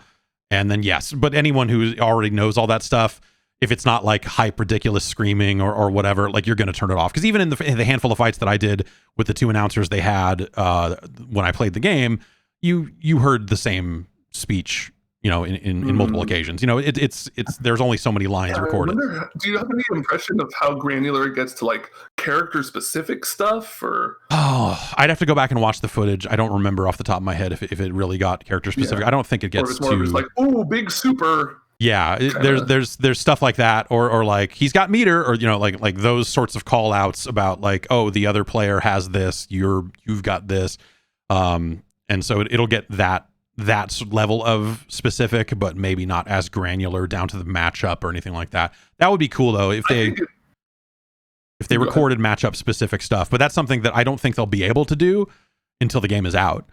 It's the sort of thing where like the pre-launch announcers I think will be really good at this sort of stuff, and if they really wanted to go for it and have like way deeper stuff. They could either go back with these announcers or announce new announcers, whatever. But like post-launch, once the tier lists kind of shake out a little bit, once gets to be a sort of like, we know how the flow of this is competitively, then they could start having those call outs and be like, oh, hey, this is a fucking 10-0 matchup every single time. So and the commentators will have the experience of calling those matches in real time and like be able to come back with that experience and that knowledge. Yeah. There's a lot of potential there in that system if they wanted to go for it. But I think out of the gate, it'll be a really good kind of rolling tutorial for players. But I agree with you. It is something that I think a lot of people will turn off. But I think people would be doing themselves a disservice if they didn't leave it on at least at first, just to get a feel for like what the hell it's all about. Because I think it's just to like, I mean, there's something to pretending you're at Evo, right? Like something to like, it's the last round and you hit some big super and they start popping off for you and you're just like, that's shit. right. It's Yatagarasu all over again. James Chen and that too. Yeah, there you go. So, gosh, yeah, that's pretty much. There was some Tekken stuff. They're going to have what they are calling a battle update, which is, it sounds like it is going to be a balance patch, but also maybe giving players some new moves and stuff in there along the way. I've seen a lot. I don't follow Tekken too closely. I watch it some of it at Evo every year. But the thing I hear over and over again is all the 2D characters are broken. Yeah. Fundamentally, like all of the Akuma and Geese and all those guys are fucked up and broken. So maybe they'll be doing something to address that. And then and there was I can't believe we didn't talk about it yet. Had to save it for the best for last. Tekken 8 confirmed. we did talk about that. Yeah, I don't know. Harada attacked the announced desk, and then Harada's on the loose. Harada's on the loose. Someone asked him for shit, and he was not having it. So yeah, they're gonna put this battle update out, and then they showed this like different looking Kazuya model that was, but it shifted from the end of Tekken 1 into this, like the volcano scene, and then they left it at that. They didn't come out and say, hey, here's Tekken 8. They didn't even come out and say, hey, here's the next Tekken. So it's a lot of people going like, does this mean they're remastering Tekken 1? Which is a terrible idea. Like, here's Tekken, but it's only the 8 characters, the 12 characters from the first game, and we made it like a little bit of their moves. Yeah. That doesn't make a lot of sense. But also, he's much more scarred up and all this other stuff, so you can presume that it is much later in the timeline. He's been in a volcano many times at this point. Yes, as have we all. And so I don't know. This seems like it's probably as straightforward as this is the next Tekken game, but it led to a lot of 2024. We might be playing Tekken 8. Sure. Yeah. I guess. I don't know. This was it was such a weird non-announcement that it was somehow even a less of an announcement than a new Garo has been greenlit with a JPEG over it. Right. Yes. Has been greenlit. Not even like here's some footage. Not even it's like we've decided to spend some money making the next. The call just ended. Like the sign off just happened. Airstrike approved, and then hang up the phone and like go type the text onto render the video out. We've got to get it to Evo. That seemed I don't know, but there was the I do want to give a quick shout out. There was a surprise announcement that Ultimax got rollback, right? Right. Yep. And it was out immediately. You can go play it. And I've heard that it's very high quality, which is cool. That's awesome. That's a cool game that I wish I played more of. And now that it's got rollback, I will tell myself that I'm going to play more of it and then not. That's my. Do you know there's a character? I never really played the second one. I played a decent amount of the first one, but Junpei, I think his name is, from Persona 3, the baseball guy. Yeah. You know about his shit? How he has a whole strike, ball, and out mechanic whenever you like hit a baseball, and there's like on-screen meters for strikes and balls and shit. Like, I watched a YouTube video called like the most insane fighting game mechanic of all time, and it was just how this character has a whole baseball thing. Yeah, that's it's I love that it exists. Character specific meters in games they cut both ways, where it's like, that's awesome that they did that, and that's way too complicated. It's ridiculous. What are we doing? But also that's great. Yeah, I think on PC it's still technically in a beta branch. Like you can still, they have something on the patch notes about how to opt into the rollback beta, and they've done a few opt-in betas for that game since it came out, because when it launched, like the volume was broken. There was just a bunch of weird shit. I don't know. Like, it's not news that they're going to make another Tekken. I think Tekken 7's been around for since 2015 or something insane like that. Like, if anything, we're almost overdue for another Tekken. But to just not, it feels like this would be the time for a big, full-throated, full-on announcement, not like wink, next wink. Gen, Here's PS5, yeah. like, yes. Because current gen doesn't have like a big keystone fighter yet. No, it doesn't. It's been a lot of stuff that are technically PS4 games, and like Strive there's a PS5 version of that, right? For sure, but assumedly Street Fighter 6 will be PS. Do you think have they announced platform? Will there be a PS4 version of Street Fighter 6? That's a good question. My gut reaction was to say yes, definitely there will be a Street Fighter, a PS4 version, but yeah. I think it's smart to do, but yes, it's been announced for PC, PS4, PS5, Xbox Series X/S. So not Xbox One. Okay. At least in terms of announcements, maybe that'll change, but yeah, they have said PS4. I could see maybe a Tekken really tapping into the current gen hardware. Yeah, that'd be cool. Yeah, that'd be Think really of how shimmery the water would be on the infinite water stage. That would be some wet ass water right there. That'd be pretty good. Well, that's it for Evo. Why don't you say we get into the news? I'm going to push this button and it's going to play music again. Now let's talk about the rest of the news. They're going to make a Pac-Man movie.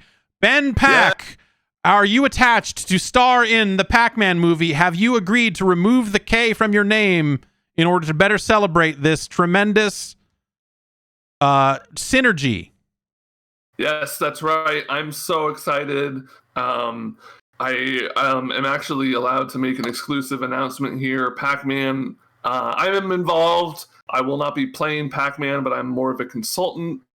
And I'm really excited to announce that we have gotten Chris Pratt to do the voice of Pac-Man. Great. He is going to do a Pac-Man voice unlike you've ever heard before.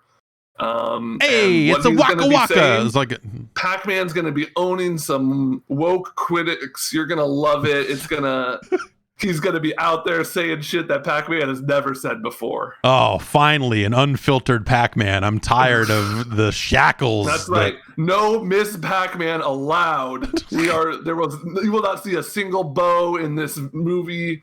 Of course, the baby will be there. Going to be voiced by James Franco as Fidel Castro. Great. Yeah, Fidel Castro as Pac Baby, as James. Yeah, no, I love this is all solid casting. I mean, these are guys with proven box office potential. If you want to make a movie these days, you got to get the guys that are going to get you the Boku box office. Buku box office. We're partnering with HBO Max. I'm really excited. They said they're really committed to making a big power play. Yeah. Power pellet. Sorry, I read that wrong. Sorry, power pellet play. Power pellet. Yeah. So this is, according to the Hollywood Reporter, this project will be based on an original idea from Chuck Williams of Lightbeam Entertainment, who is affiliated with the Sonic the Hedgehog movies, which to me is pretty much the only sentence in this thing of like, oh, right, yes. Someone who was partially responsible for all the money Sonic the Hedgehog is making was like, hey, what about that Pac-Man?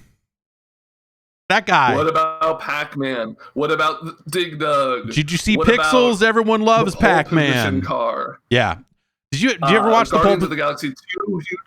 Huge Pac-Man cameo. Definitely. Did you ever watch the Pole Position cartoon? I know it's a little young. You're probably a little too young for it, but I watched the Speed Racer cartoon. Okay, well that's even older, but much better known than they did do it was like they were driving race cars and fighting crime. I don't know, like that had nothing to do with.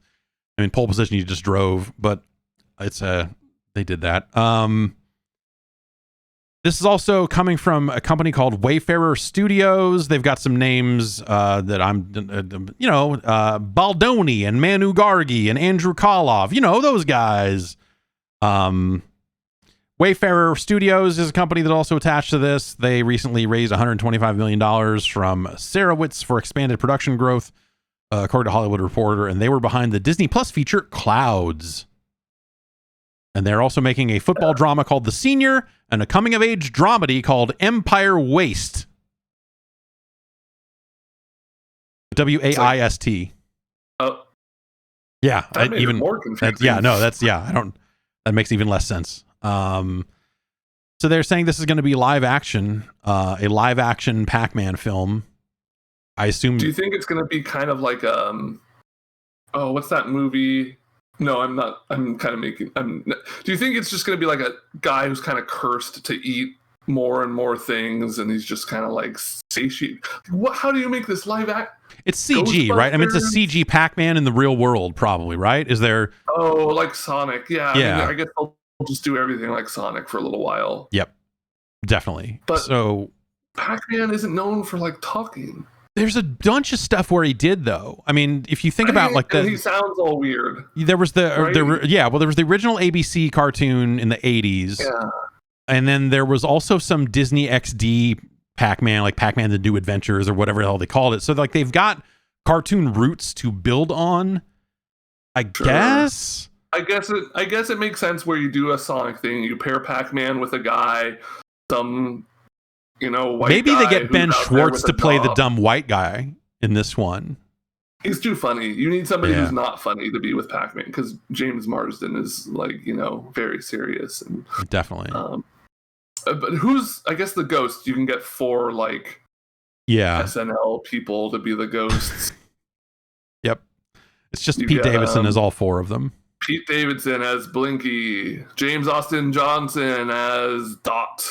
James Austin Johnson. Sure, and Pac-Man's running around, he's eating stuff he's not supposed to, but then he gets a power pellet. Yeah. Is that like a second act discovery that power pellets exist? No, like, these ghosts are really fucking us up. Okay. Yeah. It's gotta be the thing. Because have you watched Sonic 2? No, 2? I have not. I have not watched either of the Sonic films yet, and I need to.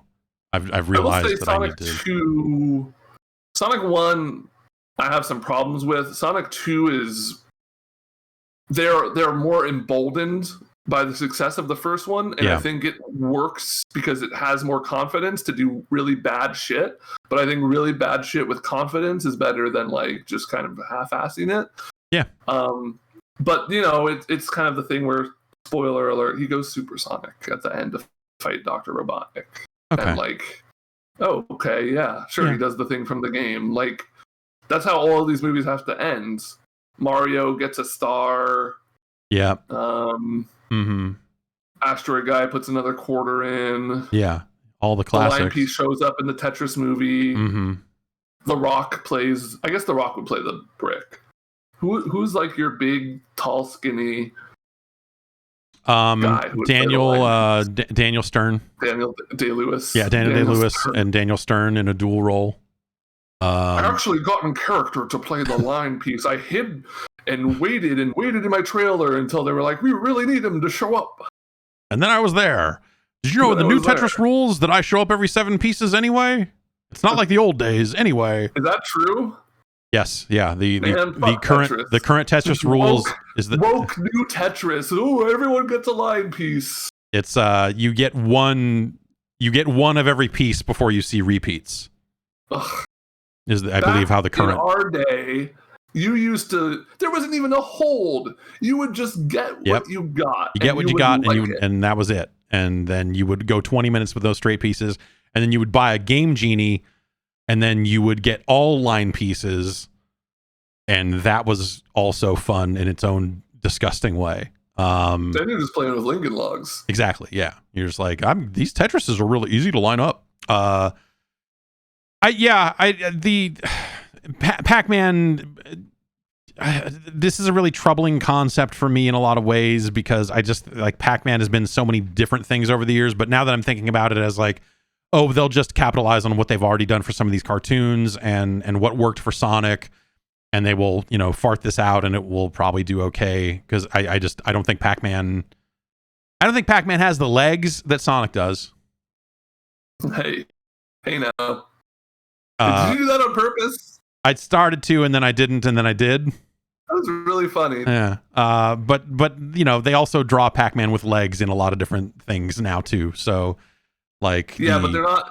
Sonic has better legs than Pac-Man could ever dream of. Definitely. You see how fast this little they're blue very guy fast. goes? Yeah, he's a speedy guy.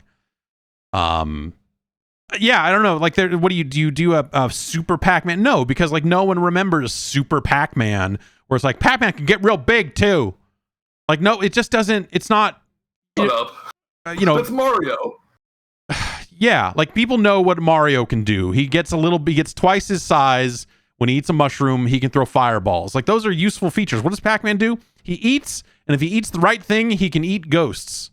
And that's about it.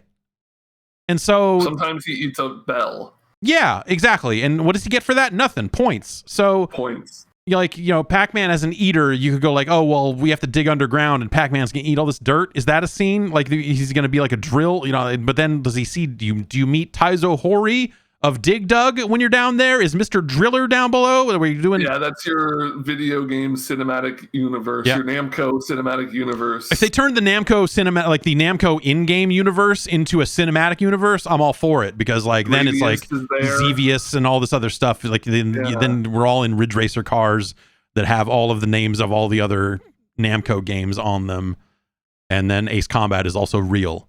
If they just made the Strange Reel into a movie, then and that's also the Pac-Man. If the Pac-Man movie is the launching point for the Strange Reel to become a cinematic universe unto itself, if this is the backdoor pilot for the Ace Combat cinematic universe, then this is great. But is this just going to be? Yeah, someone in chat is saying this is just going to be Pixels 2.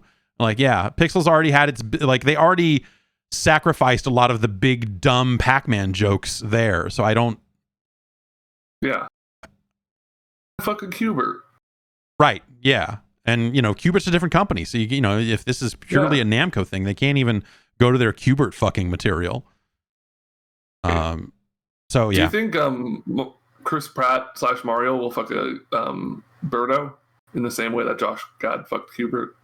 I mean, I think it's going to be Luigi doing the fucking. I think that's going to be like but like accidentally. He's like, whoa! Yeah. It just falls in there. Yeah. It's just whoops. He's running away from a ghost, and he's not looking in front of him, and then his pants fall down, and then he stumbles, and he's hard because he's Luigi. So he's always, that guy's ready to fuck all the time. Not a lot of people know that about Luigi, but it's true. A lot of people know this about Luigi. Yeah. Not since his year have we come this close to realizing his dark truth.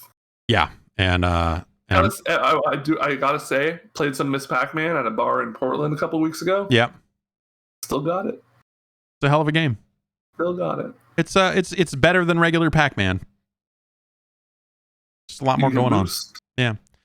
The ghosts are more interesting. Yeah, the mazes are more entertaining. It's just it's a better all-around game, top to bottom. I got the highest score at the bar. Wow. They were just so impressed that they were like, wow, you should have this free drink. And I was like, I don't really drink as much these days, but I guess I could have one. And so I had the one, and they were like, do you want more? And then I was like, yeah, baby, I want more. Yeah. That's how Portland gets you. That's how people move to Portland. I was like the king of the arcade and pretty much the whole city. Yeah, that's how Portland ropes people in. I think they reset the machines to deliberately low scores and then go like, man, you're really good. You should move to Portland. We got a lot of Miss Pac-Man machines. Sure, we'll go to a cafe afterwards and have everyone get hash browns and Tecate at 8:30 p.m. Yeah. Why wouldn't you do that? And then we're off to ground control because they got a Miss Pac-Man machine over there too. We're doing the Miss Pac-Man crawl of Portland. The world famous. Hitting every cafe, drinking a nice local Portland coffee roast, and then playing Miss Pac-Man. That sounds really nice. It does. That actually sounds really nice. Less nice is the delay of Marvel Midnight Suns. No. This is the Firaxis strategy game set in the Marvel universe, and this was originally going to come out in October. That was the most recent release date. It's now been pushed to hitting sometime in this fiscal year, which means it'll be out before March. The statement they gave, the Video Games Chronicle has here is, we have made the decision to move back the launch timing of Marvel's Midnight Suns to ensure the teams at Firaxis Games and 2K deliver the best possible experience for our fans. This game seems like it could be a disaster. Well, I don't know. This seems like it's something where they're like, oh man, we have discovered that people don't like this game, and we've discovered that very late in development, and now what? I don't know. It doesn't sound like a great delay. I mean, Marvel fatigue is definitely hitting across movies, across TV. I wouldn't be surprised if it's affecting the games. Just less general interest in playing Marvel. Like, obviously, they're still the biggest thing on the planet. Yeah, in terms yeah. of, like, entertainment. And like fatigue is like, oh, only this many billion-dollar movies in this cycle, as opposed to that many. But it's like, it's becoming a real thing. And like, yeah, man, like, who knows how much longer Marvel games will be a really like big. I mean, Guardians, I don't have any idea if that was like a commercial success, but it was at least a critical. It was definitely something that they pinned as like, oh, people really liked it, but it didn't sell as well. But it's hard to know when it comes to like games that Square is putting out at that time, because they were ready to pin their failures on any Western development that they could. Square? Yeah. Square Enix? Square Enix. The very same. Weird. Of Marvel's Avengers. I guess not anymore. Yeah, so I'm with you in that. I wonder, do we get to a point where like the big budget Marvel video game ends up proving to be too risky, and they end up going back to like, oh, these licensed games are only going to show up on mobile now. Netflix's Marvel Avengers match. But I mean, like, they already have, like, Puzzle Quest goes hard for them. Totally. There's a bunch of super popular mobile games that have Marvel licenses. So the other little bit here is that they said, hey, so this game's going to launch later this fiscal year on PC, current gen Xbox, and PlayStation 5. The Xbox One, PlayStation 4, and Nintendo Switch versions will follow at a later date. So it sounds like even the like previous gen versions are also falling behind in a way that you wonder, like, oh, do some of those end up getting canceled? Because that we've seen some of that start to happen where studios have been like, hey, by the way, we're cutting those old versions because it just doesn't, like we can't get the game running as well as we want to, or they've sold enough of the new consoles that we don't have to care about this generation straddling strategy anymore, or whatever it ends up being. Switch is maybe the outlier there, where they probably have to get it done because they want to come out on Switch, but no one's buying third-party Switch games of this size and scope anyway. So it's just kind of, I don't know. We'll see. Speaking of Nintendo, Video Games Chronicle has the details from a Nikkei article detailing some of Nintendo's current plans, basically saying that, as part of their earnings stuff, Nintendo kind of said, hey, we are not going to announce new hardware this year, which I don't think anyone was necessarily expecting them to announce new hardware this year. But I was having a conversation with a couple of friends of mine, just like it, and coming to the conclusion that that's really the only hardware we're excited about is like a new, like, PS5 has not gotten to the point that it is like worth the hassle of getting one, unless you're like, there are some games that it would be, I want to play Demon's Souls. I don't have a PS5. I want to play Demon's Souls. I want to play God of War 2, but that's coming to PC eventually, and I might be able to wait on that. Like, Sony is, being more active about saying, like, committing to coming to PC eventually for their first party stuff. So like, what's left, and it's whatever Nintendo's doing next, and odds are they're doing something else with the Switch, right? Like, I mean, they've gone on to say that they and this is something I think they said last year, like late last year, they were like, hey, we're still really thinking about what we want to do for our next hardware in terms of form factor and what we're trying to achieve and all this other stuff. But I think that they definitely stick with it's a handheld that you can dock to a TV form factor, because I think that makes a ton of sense for them and their style of game. And I don't see any reason for them to move away from that. They've gone on to say that they believe the Switch is still kind of in the middle phase of its life cycle, and they're looking for like a 6th year of growth. And they released the OLED, and that kind of pumped some new sales in. And it's worth mentioning.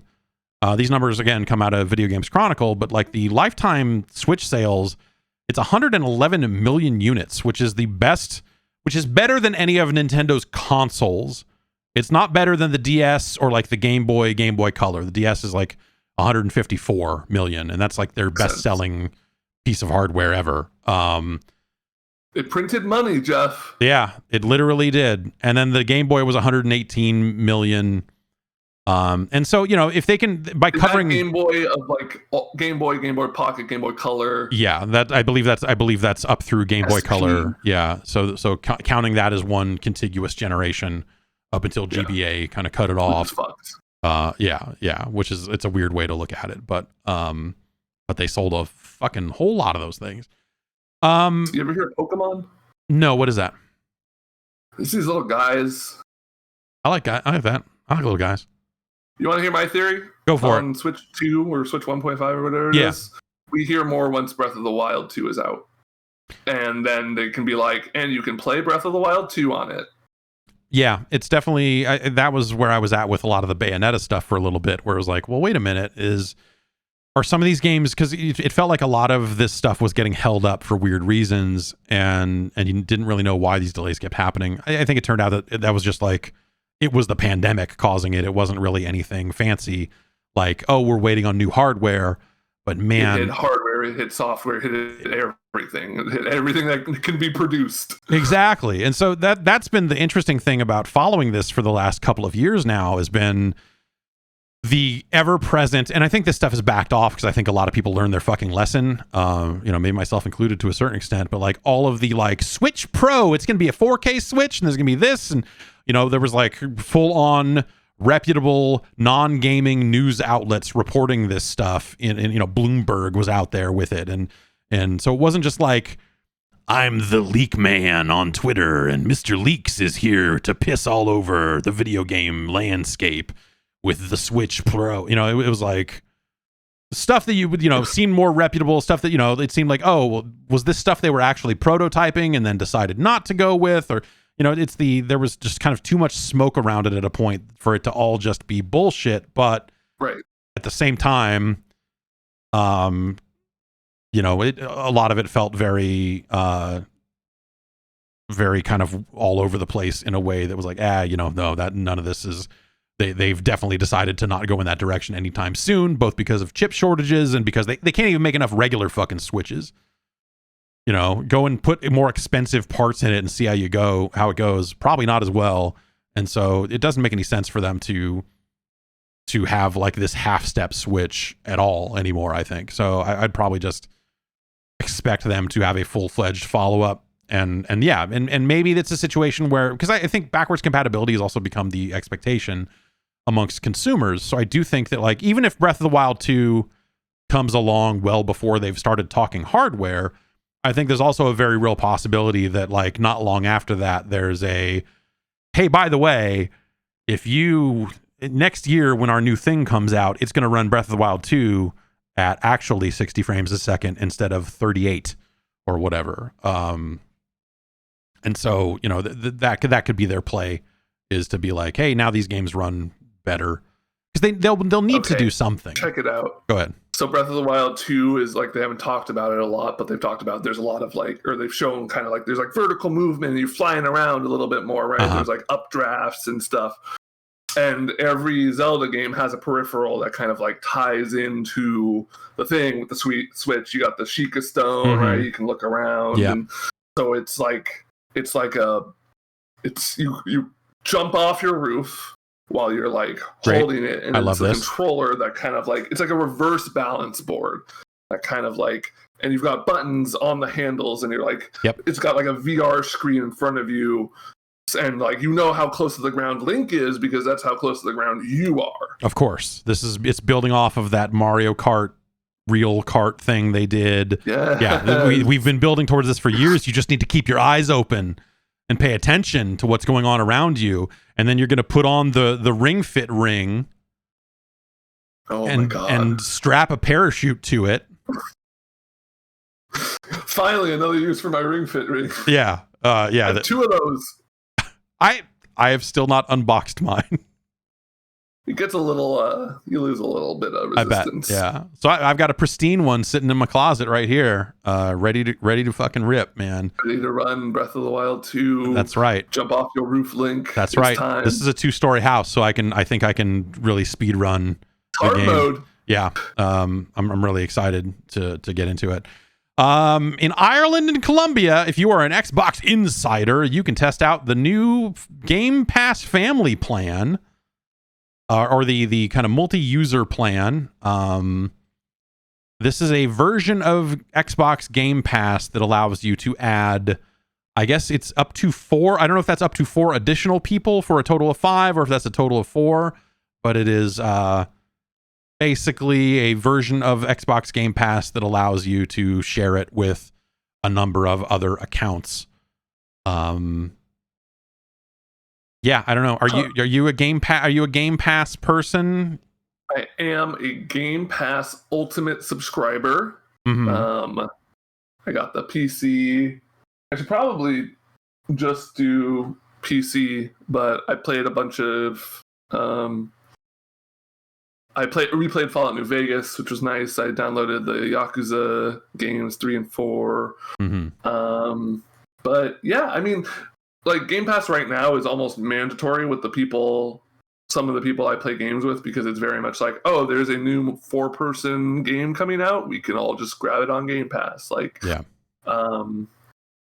Yes, it is the gaming subscription service to care about, in my opinion. Yeah, I tend to agree. I've been poking at the PlayStation the plus tier stuff for a while, and it's like there's good options on there for in a similar sort of way when it comes to some of that older stuff, but it's just, I don't know, the way they've got it structured and all that sort of stuff, just it really kind of rubs me the wrong way. It's okay for what it is, but the lack of new games is kind of whatever. The N64 one's got Pokemon Puzzle League. It's got the hottest for like $35 a year. Yeah, but you know, if you're just getting the SNES tier, then you get the world's hottest new 2-player game, Super Punch-Out. Oh, is that? Oh yeah. Did you see that shit yesterday? I saw that. Like, yeah, nobody cared enough about Super Punch-Out to find it. Yeah, until yesterday. They dug through the code. Someone dug through the code and found a way to play Super Punch-Out. 2-player, player 2 controls. Like, they already knew you could do like Japanese name entry if you did something a certain way, but then there was something even deeper than that. Yeah, they found a couple of codes, and it's nice that, you know, people have access to all these ROM dumps and they can just like sift through it and go like, wait a minute, there's something else here, and then try to figure out a way to activate it. And so yes, finally, this was, you know, we can stop requesting that he gets put into Smash Brothers, though we should not stop, because now we can play as Gabby J. Gabby J is a playable man in a video game. Finally, I would love to see the Gabby J movie and see like his one win, because he's always 1 in 99. That's always his record. I want to know about, like, sure, you know, you start with 70 of the other losses, but I want to know about that one win. Where did that one fight come from? Was that the first time he ever said "yay"? You know who it was? Mike Tyson, and that's why he stopped showing his face. Whoa. Okay, that makes a lot of sense. Gabby J. So my understanding, I have not done this yet, but my understanding is that all of the other characters in that game are so overpowered when they're controlled by a human that little Mac doesn't stand a fucking chance. It's like the most unbalanced, fucked up thing in the world, and that's very exciting. So yeah, I don't know. I want to mess with that, and since that's part of the Switch stuff, you can actually play all those games online. Technically, I think even if they're not if they're not formally 2-player games, you can still connect to a 2-player session And so I think theoretically you can play Super Punch Out against run a tournament for Super Punch Out too. Exactly. And you know, we're banning Gabby J because he's just too strong. The Game Pass family plan seems like it makes sense. They are doing some conversion even for people that are joining it during this test time. So a full month of Game Pass Ultimate gets converted to 18 days of membership with this plan. Oh yeah, I hate this shit. Yeah, it's the most transparent. We ran the numbers, and this is what we're willing to budge on. Shit, instead of just like fuck it 1-to-1. We take a little bit of an L, but it's not confusing for anyone, and we make it back. Well, then Game Pass does the other stuff where it's like you can upgrade for $1 or change this over for $1, and so I don't know. It's worked both ways, but it's never been as straightforward as you want it to be, but. Video Games Chronicle did the math on this and said that if the calculations hold true, that 18-day conversion, that basically means that the family plan would be about $25 a month, and Game Pass Ultimate is currently $15. So so getting 4 to 5 people, whatever the number is, onto one subscription for $25 instead of $15 seems like a pretty good deal if you're the sort of person that is already like sharing. Yeah. It's probably most likely going to be like 2 to 3 people, right? And that still works out for them. Like maybe they take a hit at 4 and 5, but like organize, like I get like right now it'd be hard for me to like find a couple of people that I know and are interested in games and don't care about that. But like if I had a brother or something, I'd be like, hey, let's split this, and it's like still cheaper, but we both get it, and they still are happy. Yeah. I feel like I never fill out a family plan. I had the Nintendo family plan and it was just me and my wife, and I was like, oh, I should ask anyone if they want to get in on this since I'm already paying for it. And then I was like, oh, fuck all these people. I don't want them bugging me and being like, hey, you gonna renew it or whatever. Like, I don't want to deal with the hassle of like, I have an Apple family plan and it's just me and my wife, even though that can be like way more people too. But I think those people get access to all the photos of my kids. So maybe I wouldn't do that. So they have paid more. That's exactly. Yeah. You gotta pay way more to get access to those.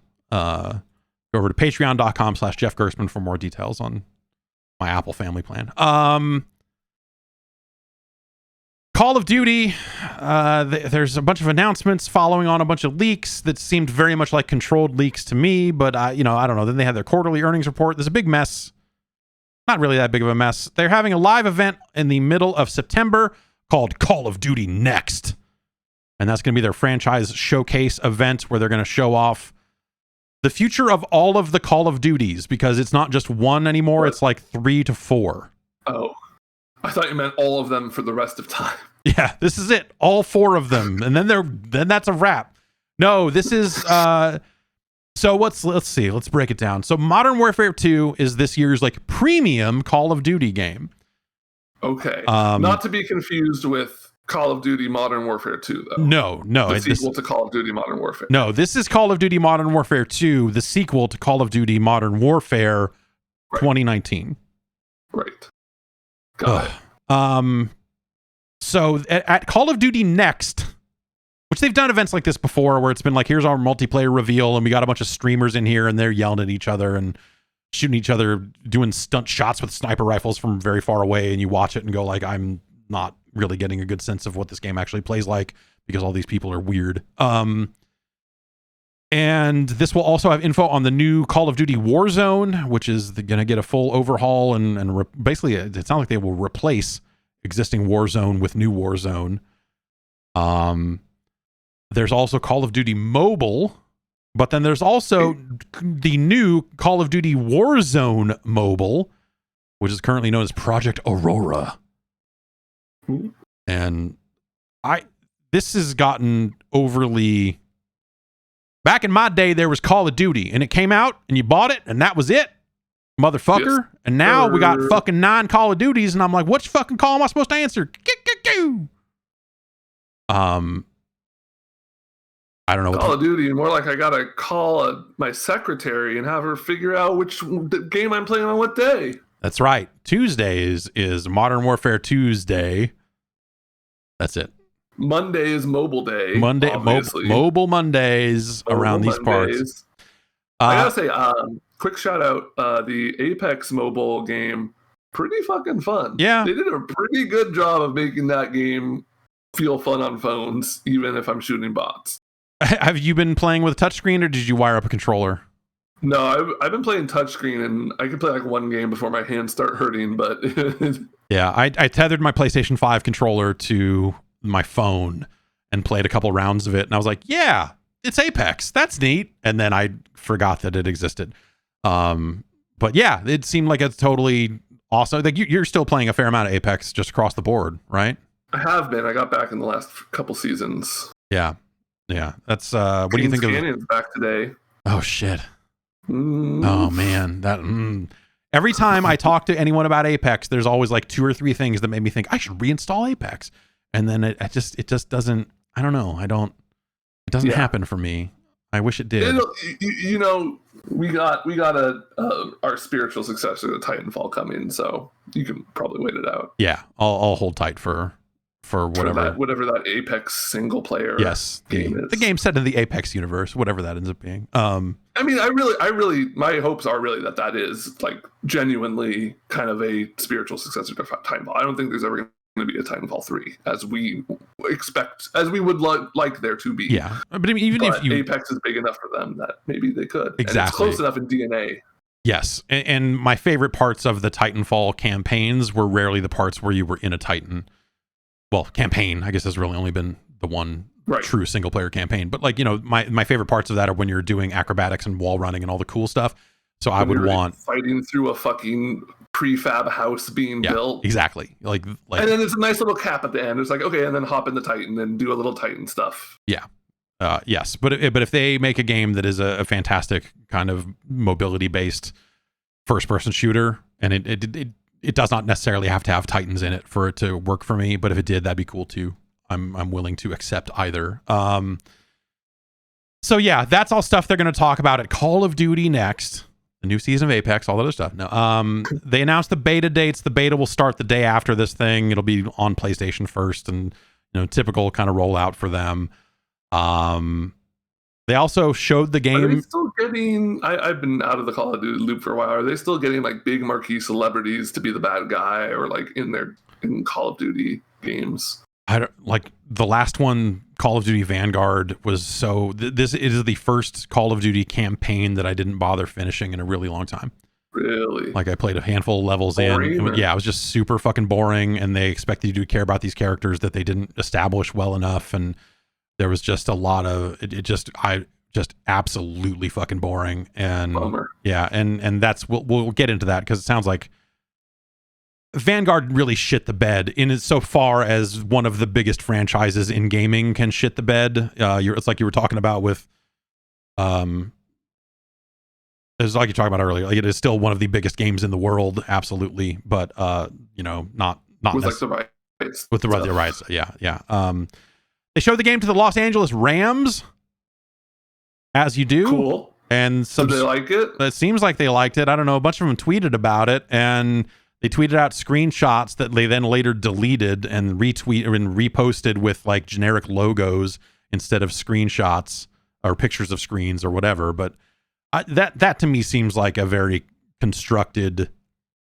All right, you're going to tweet these out, and then we're going to delete them. Because it's very believable that football players wouldn't give a shit about the embargo or whatever. So, and then, and basically this kind of confirmed a mode that had leaked out called DMZ, which Video Games Chronicle has described as Escape from Tarkov-esque. Okay, that makes sense. Yeah. So, yeah, this just seems like something trying to drum up hype for the Call of Duty franchise, which has fallen on their version of hard times. They said about Vanguard didn't meet our expectations, we believe primarily due to our own execution. The game's World War II setting didn't resonate with some of our community, and we didn't deliver as much innovation in the premium game as we would have liked. Vanguard really fucked up a lot of things that they had going on because the World War II setting, like think about it in terms of this is a game that also has to cram its way into Call of Duty Warzone. And so suddenly you've got like, all right, now the next game's going to be set in World War II, but we still need to put these characters and skins and guns and all this stuff needs to go into our Battle Royale game that we've been selling near future guns in for years. So, right.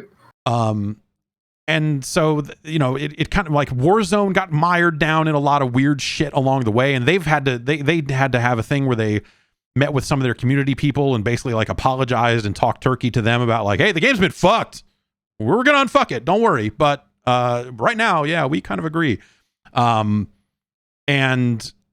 the World War II setting, I think, was done poorly. I think that it just, the stuff that they did was just boring across the board. And I think the last couple of games they've put out, Black Ops before that was also pretty rough in a handful of ways. And it's a shame because that last Modern Warfare reboot, as much as it is fun to joke about its dumb name, actually got that series back on track after some years of kind of fucking around and really kind of screwing up. Like, that is an amazing overhaul. It did all the tech stuff they needed to do to kind of modernize it, and got them off to the races with a good battle royale game that was better than the Blackout one they did before. And so like they really got on a good footing and then spent 2 years fucking it all up. And now they're coming back with a sequel to that Modern Warfare game, and they're going to overhaul it all over again. And hopefully this will be the thing that gets them back on track. But they've player numbers are down across the board for them. It's like 28% year over year. And they're trying to, they're blaming Vanguard on a lot of that. Revenue is also down quite a bit. But this is one of those things. It's like anytime, like this is earnings season, so there's been a ton of numbers out around engagement and all this other stuff, and everyone's year over year comparisons are shitty because they're comparing to like height of the pandemic. Everyone is staying home playing video games and not going outside and all of that sort of stuff. So like if you think about this June compared to June 2021, it was a very different landscape. And so like going like, oh, there are fewer players, it's like, yeah, that's because they all had to go back to work. And also Vanguard was bad. Like, let's not let them off the hook completely.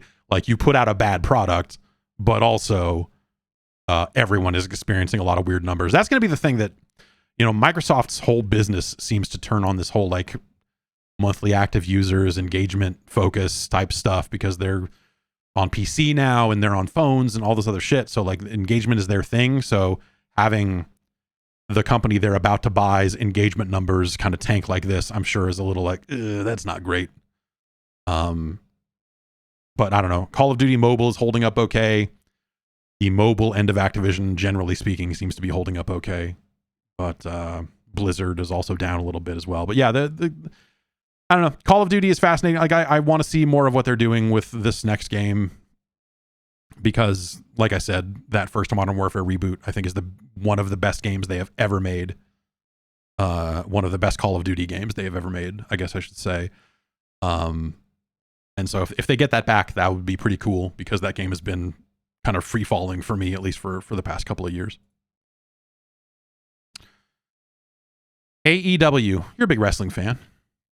Yeah, I'm more of a big illegal payouts fan, and so the wrestling just kind of came naturally. Great. Okay, yeah. Then this is right up your alley. There's some details about the new All Elite Wrestling video game. This is the company that is not involved in the illegal payout that we know of. Right, that we know of. And so these are details on their upcoming game, AEW Fight Forever. A lot of this stuff kind of was rumored a little bit, but there's been some additional leaks and some other bits and pieces around this stuff. Some box art showed up on a couple of retailers, and the box looks terrible. It looks, and apparently the box art maybe came from the THQ Nordic side with not as much input from the AEW side of things. Hopefully they redo that, because it just looks super generic. But honestly, who cares? Some screenshots and stuff leaked out, but also a trailer that sounds like it will not be coming out until the 12th, when THQ Nordic has a digital showcase planned. This leaked on the Xbox store, and it showed off, it was a little scenario of Britt Baker calling announcer Tony Schiavone into her hotel room, and then showing him the video game. And then in the video game, it's her beating the shit out of Adam Cole, which is her real life boyfriend, which is funny. And they're poised to be in a good spot, because like the WWE people have grown tired of those games, and those games being so bad for so long, that there is definitely a market for people who want a good wrestling game. Yeah, they definitely have a lane to do this right. But also the game's being developed by Yuke's, and Yuke's was responsible for the WWE games for a very long time. Yeah. And so it's hard to, the spin on this is that it's Yuke's, this is Yuke's Unleashed from the bullshit annual fucking treadmill that WWE and 2K and THQ put them on. And so they're going to, this is going to be all different. And their approach is they're trying to make a game with a very easy pick up and play.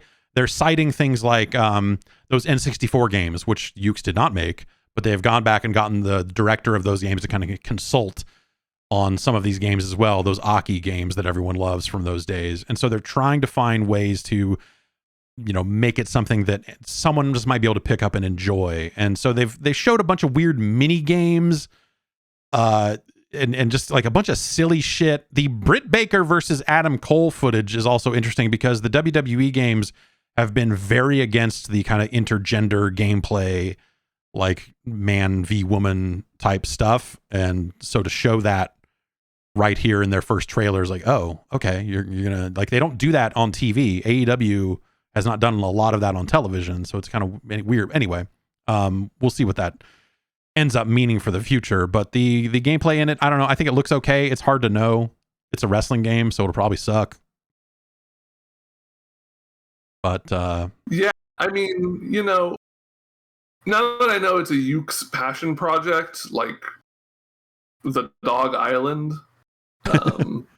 Yeah, definitely. I think they've got a lot of, I'm sure there are a lot of talented developers there who want to make a good game. Yeah. Like, maybe this will be it. I hope so. I think it would be nice to have a good alternative wrestling video game out there. I think the stuff that 2K is doing, it sounds like that game, the last WWE game sold quite well. But it's just boring as hell. And still those games that they're making are still just as boring as they were when Yuke's was making them. So if not more so, at least they're slightly less broken, but that also just makes them less interesting. So we will see. I don't know. It was funny that they tried to use the old THQ logo in the trailer, even though THQ Nordic is a very different company that just bought the name THQ. Like, they're trying to evoke a very specific era with a lot of this stuff. And that's kind of neat to see. There's no date on this. Like, there's some of the wrestling sites are saying, like, oh, there's been rumors that it might come out in September, but I feel like they just opened these pre-orders and they're just now showing this stuff off. If that game's truly coming out next month, I feel like we would know that by now. I don't know. It's a bad sign if it is. Yeah. I mean, that game's been in development for a while. Like, they've been talking about it for quite some time, even before they had signed a publishing deal. Like, they were out there working on it kind of on their own, which is crazy. Like, so one of the referees in AEW was also a producer at Fifth Cell and worked on the Scribblenauts games.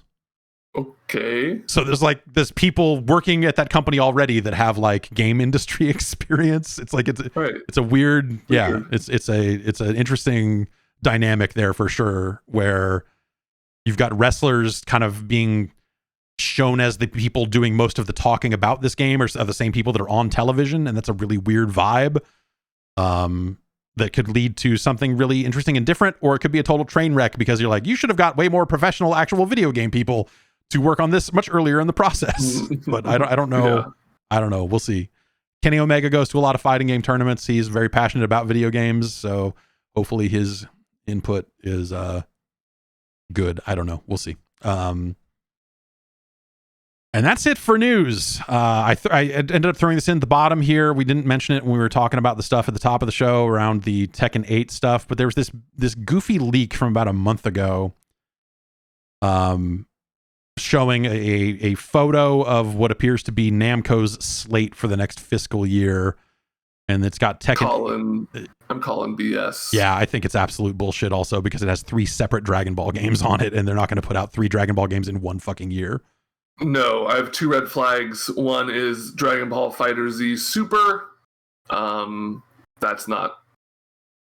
And I don't know what they're going to do with that game, but that's not it. I'll tell you that. They did say that they were done with content updates to that game. Like they're going to do the rollback stuff and all that. But in terms of like content for the game itself, they are finished with Dragon Ball FighterZ. So at least Q2 2023, there won't be a Dragon Ball FighterZ Super unless it's like a best of whatever game of the year edition. But then Elden Ring Barbarians of the Badlands. There's no way that is the subtitle to whatever is next from Elden Ring. Yeah, that's not your Elden Ring DLC name. No, it's called like the Finger fuckers of Lucifer's finger. Yeah. Okay.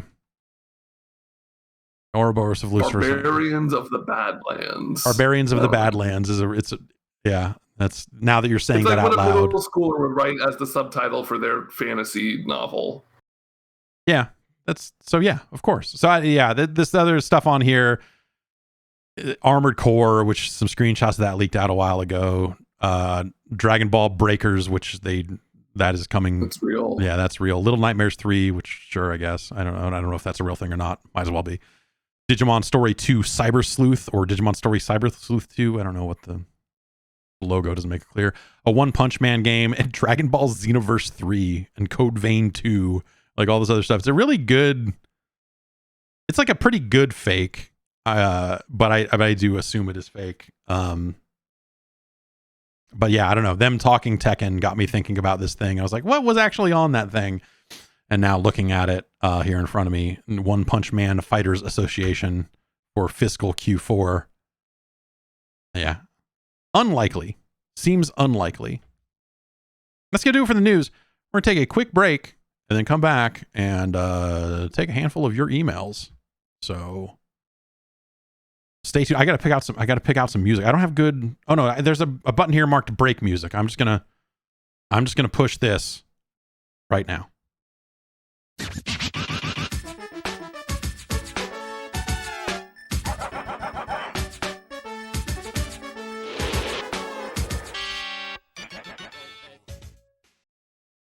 And we're back. Hello. It's time for emails.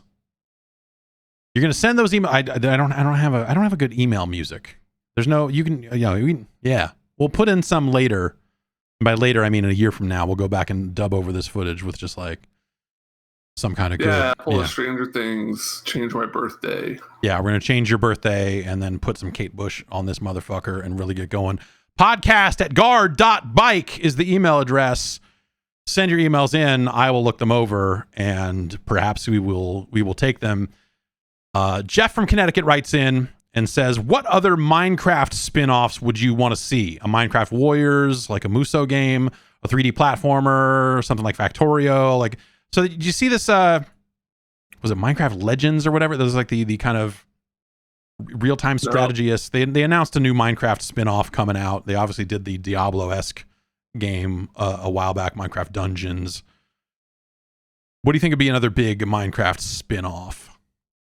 Minecraft.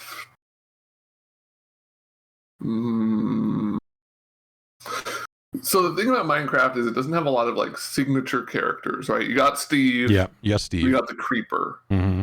And usually for like spin-offs, you're like, oh, look, it's the cast of your favorite game doing something else. So because of the lack of that, I think you want to go for like a Minecraft 4X where you're like controlling a Minecraft server.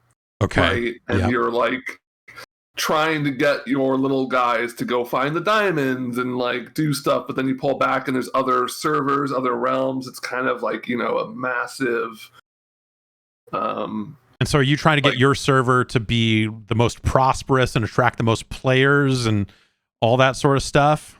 Yes, you want to. The goal of the game is to get your server featured on Reddit, which is what everyone's goal in life is. Yes, definitely. I'm trying to get this podcast featured on. Yeah, go I peaked post. When I was in college, and a gallery of me being tall was on the Reddit.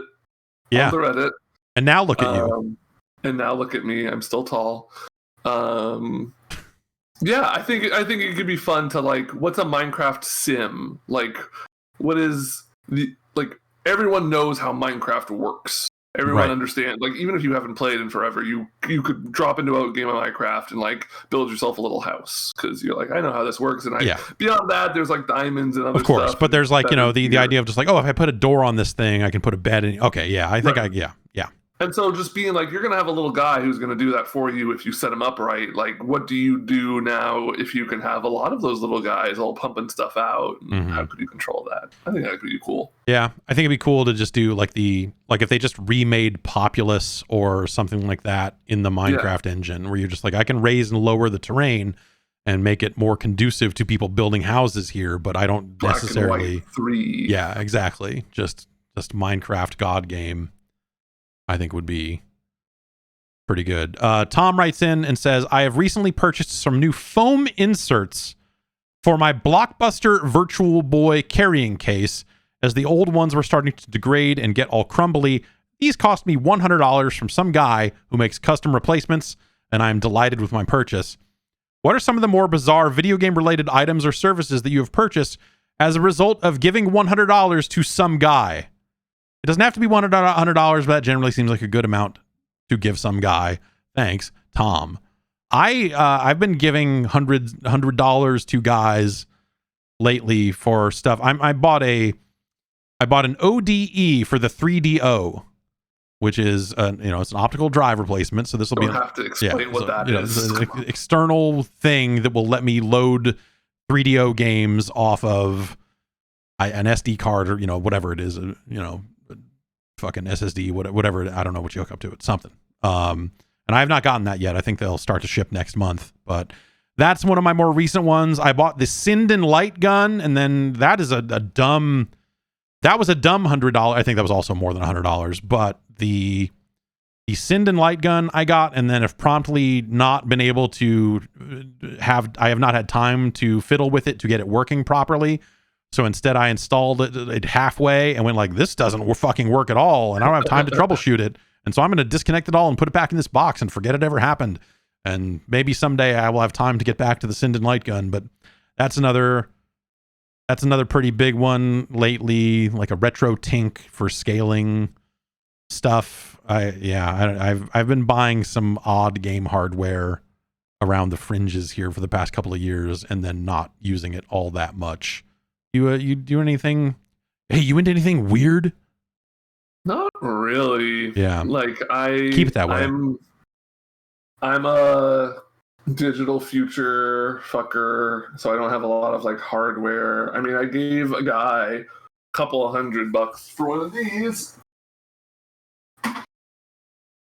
Definitely one of the weirder things I've bought. Oh, hey, yeah. That's okay. Yeah, that's yeah, it's perfect. Yeah, that's I got the hitbox. You got the hitbox. What do you? So that thumb button is up, right? And then yes, on the left side it's left, down, right. Is that what it is? So yeah, it's like WAS or it's like ASD spacebar. Imagine that's your movement.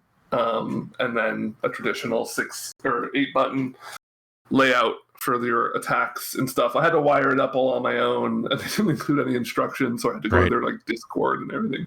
But I like it a lot. It took me like a week to get used to it, and jumping was definitely the weirdest thing to wrap my head around. But like now that I'm on that thing, I don't miss my inputs. I miss like 1 out of the 10 inputs I was missing before. That was just an issue of being bad and not practicing. Yeah. Now it's all you, and you have no hardware left to blame. That's the thing that always with the whole hitbox thing, the using buttons instead of a joystick. It's just something like about a dragon punch motion that seems really awkward to me. But like I guess like so I used to play this. This is dumb. It's but 3 button presses. It is. And now that I'm thinking about it, it's actually probably not so bad. What about like it's a tap and a plink? A tap and a pop pop pop pop pop. Okay. What about like doing spinning pile driver motions or like SNK pretzels or anything like that? That has been trickier. Anything that requires obviously analog movement is trickier. You can do an SPD without that. Like I play Potemkin when I play Strive.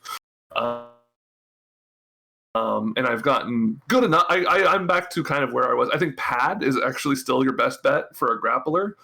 Just cranking out quick little circles on the thumbstick. I love to crank it out. But since I like playing more characters than just kind of grapplers these days, I wanted to give it a shot. And it's it's the nicest thing for is air dashes, because it's just button instead of having to hit up and then up forward is really how you do like an optimal instant air dash. Right. And I was struggling with it. I will say my hands obviously aren't what they used to be. It's a little trickier doing stuff to the left, like Dragon Ball motions to the left, working with the pinky and ring finger rather than the index and middle. Yeah, that makes sense. Or I guess it's middle and ring. Ring finger can be a weak finger. It's not it's not a good. Don't use it. You don't use it a lot for a lot of stuff. Probably the least used finger. You just got to do this for 3 hours a day. This is obviously my most used one. Oh shit! Take that, Twitch. Damn! You can't censor me. We're banned. The channel's banned for hot fingers. That just says here, banned : hot fingers.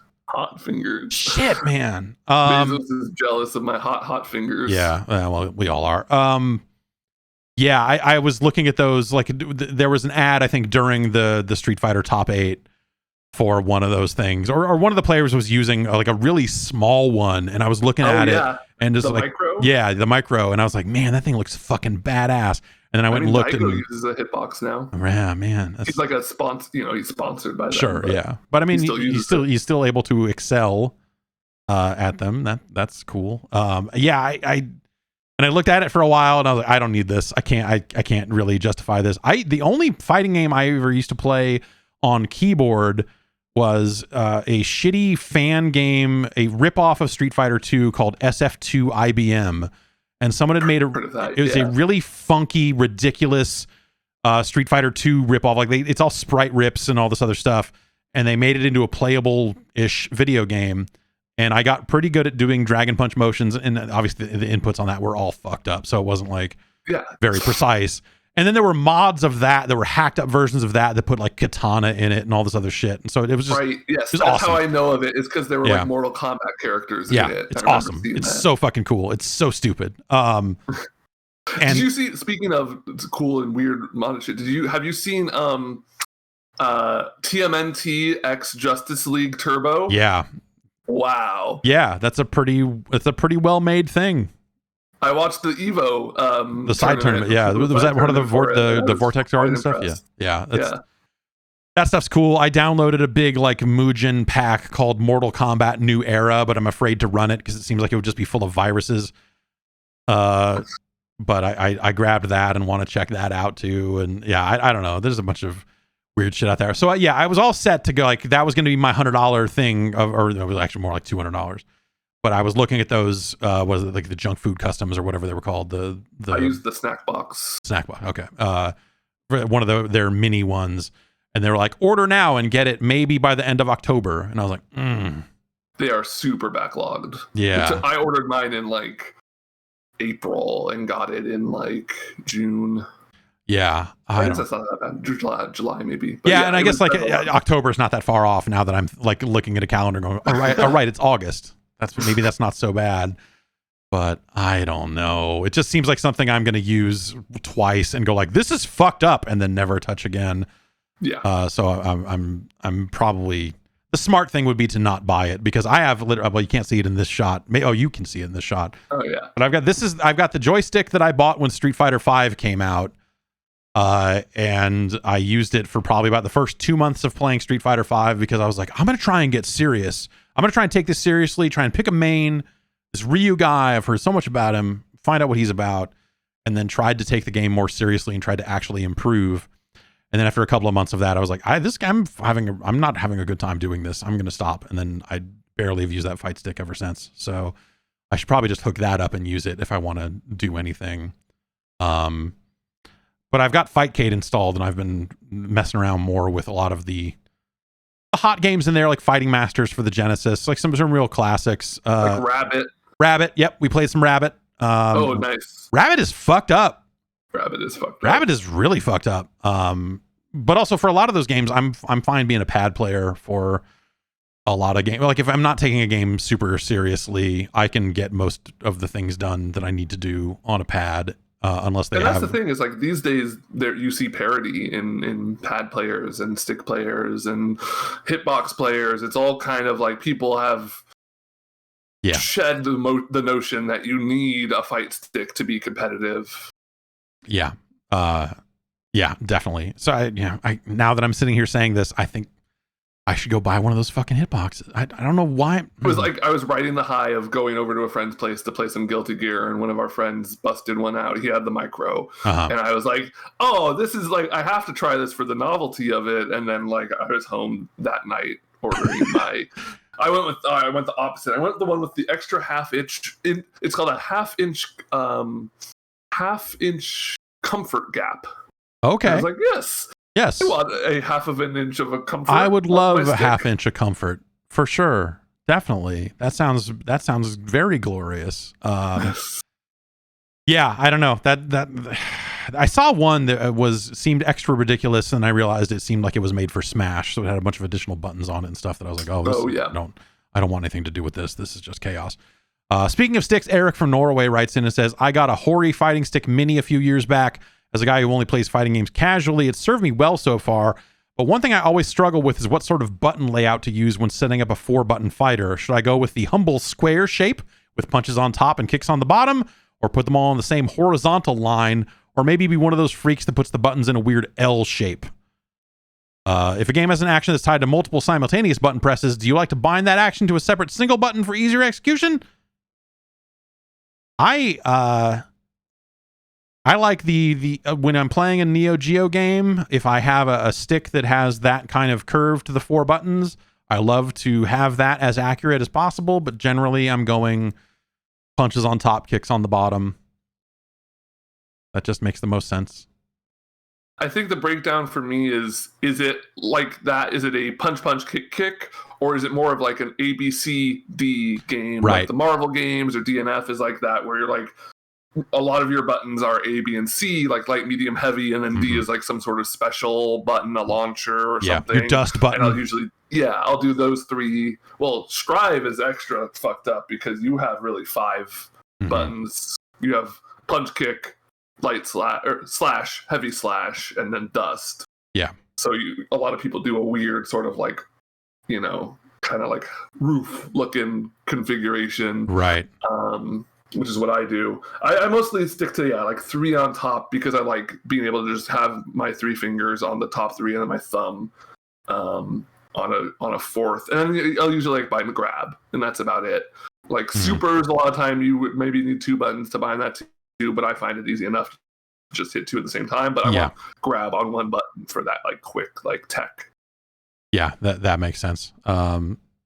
Yeah, generally I kind of just try to go with whatever the defaults are, but now that we're emulating and especially some of these older games that don't really have home versions, and so the layouts in arcades would get extra weird, and you got things that were like technically Mortal Kombat style button shapes in arcades that you can't really match at home. And I don't know, generally I'm playing on a pad anyway, so I'll put like that 5th button on one of the bumpers, like whether it's a dust button or block for Mortal Kombat or whatever, and use the 4 face buttons as attacks. But yeah, the games that get weird with that stuff, it's hard to know. I think the other thing is like it's hard to know sometimes what the optimal layout's going to be until you really get in there and start playing a character and picking a character and go like, oh, actually I need this, and making those changes. I was playing some Grand Blue Fantasy Versus last night on the Steam Deck, and had a moment where I was like, oh, I forget what all of these buttons. I forget every single thing about this game. Is it back to block? Wait, there's a block button.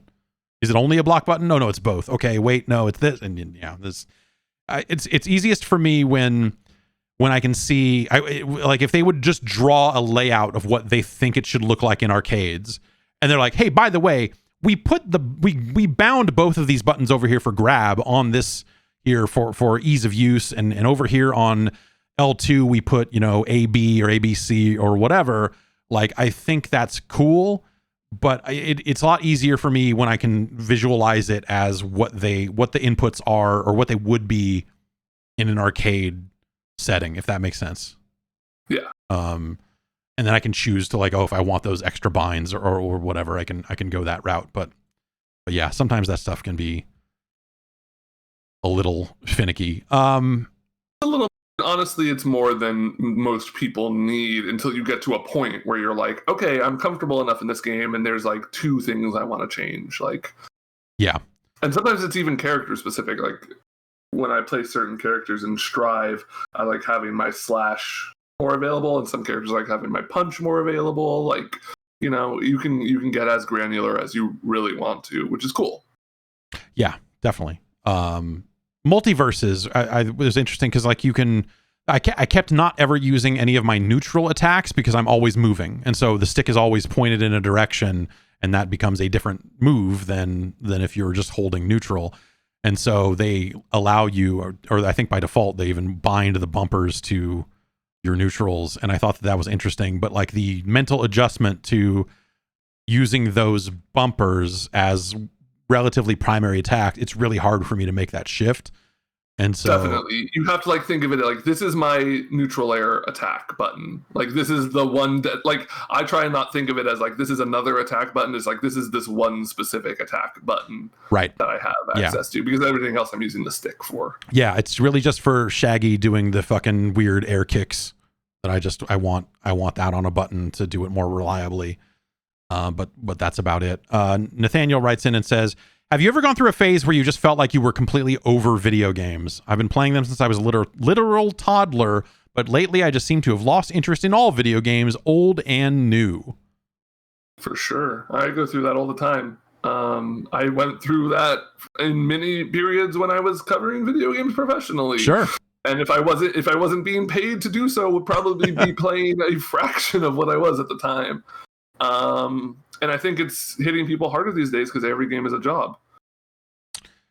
Yeah, yes. I mean, we didn't talk about it, but you and I have both attempted to get back into Destiny 2 relatively recently, and if I did not have somebody literally holding my hand telling me exactly what to do when I played Destiny 2, which I do, I would not be able to play that game because I would have to spend so much time just learning how to play Destiny again because I hadn't played since 2017 that it wouldn't have been worth my time. Like, I don't have as much time as I used to. I have a full-time job. Like, it's yeah. And I like playing other games with friends and stuff, but every game is like, okay, the new season's rolling out, the rank reset's happening, the new content is here, like.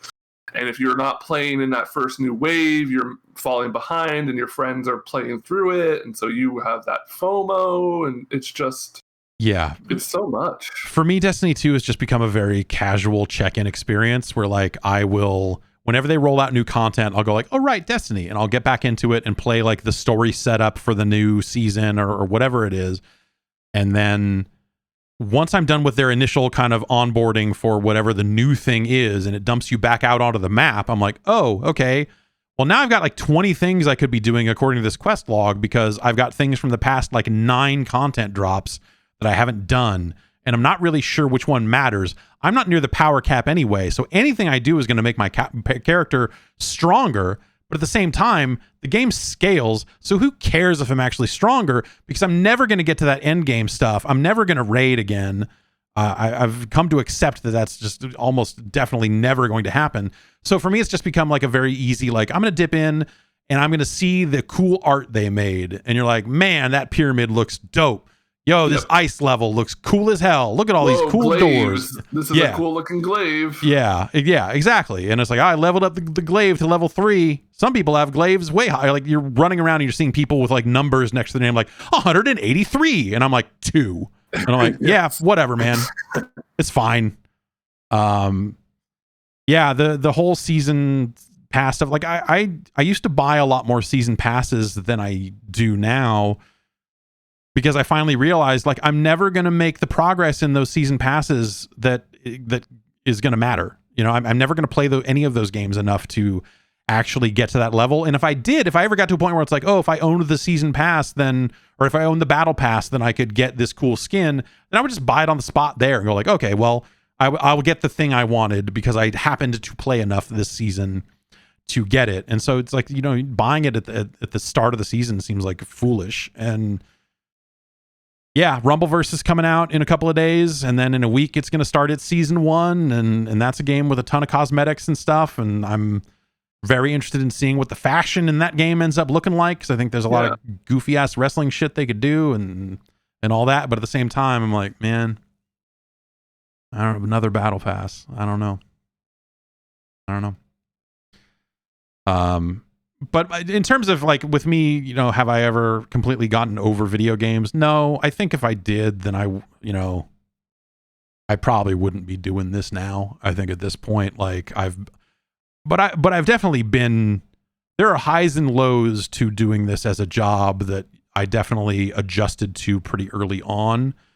And that's the interesting, we'll see. We're kind of in uncharted territory, because the thing that you used to be able to do is if you reached a point where you were like, man, I am really burned out with what's going on right now, you had other people around you that could pick up the slack, and vice versa. So like if someone else this is something that, back in the day, when I was working with Joe Fielder, it was like when I would hit a fucking wall, when I just had reviewed too many games in a month and I was just like fried, I could take it a little bit easier and he could take on a little bit more, and vice versa. And we could kind of, move that back and forth. But I think now, like for me, it's really just like, I don't feel any kind of compulsion to cover every single game that comes out. And it's impossible. I think even with a team in place, it is impossible to do that. But for me as an individual, it's extra impossible. So it's stuff like, Xenoblade Chronicles or whatever just came out, and it's fine. I have not played it. I don't intend to, and I don't have to. It's okay. If you want to know more about that game, there are other places to go, and I have to be okay with that, for my own sanity and for everyone else's too. So, being able to pick and choose and all that other stuff has been really handy for that. I think that's a good point. And I think for me, there's always been, I've definitely had major burnout, but there's almost always been one game that I will play. Like I'll always go back to whatever the current game in rotate. Like for a lot of my life, it was Dota. There's always like something that, like, even if I'm burnt out, I can play a little Street Fighter. I can play a little Dota. I can play a little Apex, whatever. I can like kind of turn off my brain. Like, yes, they have those season passes and stuff, but like I'm there for the game, and like if I get some cool skins, that's fine too. Yeah. I took some like deep personal time when I left Giant Bomb and didn't play anything for the better part of a year. Anything at all. I played, and then when I came back, I was like, let me revisit some stuff. And I played through like Breath of the Wild for the first time through completion and some other stuff. And like, it gave me this kind of like, oh yeah, okay, cool. I just needed some time away from it. And it's totally fine to like take time away from games if you are burned out by them. There will be some, if you like games, like, we're reaching a point with video games where obviously people have been playing video games forever, but now we're reaching a point where like adults have been playing video games since they were kids, and it's because they like video games. And you might like be bummed out by the state of games. You might not have stuff that doesn't like hit for you, but there's always going to be games coming out, and odds are if you like video games, that's going to stick with you for as long as you can play them. And there will be something, Elden Ring, whatever it is, that comes out and you're like, oh my god, I forgot like how much fun it can be to just like be in this world and do this thing and just kind of get like fall in love with the thing all over again. Yeah, totally. I agree. And I think there's, for me, I've got, I really just like trying new shit out, but I don't always like finishing things, and so it's kind of one of the fun things about this line of work over the years is it's very easy to try out a ton of different things and then not necessarily have to be on the hook to finish those games.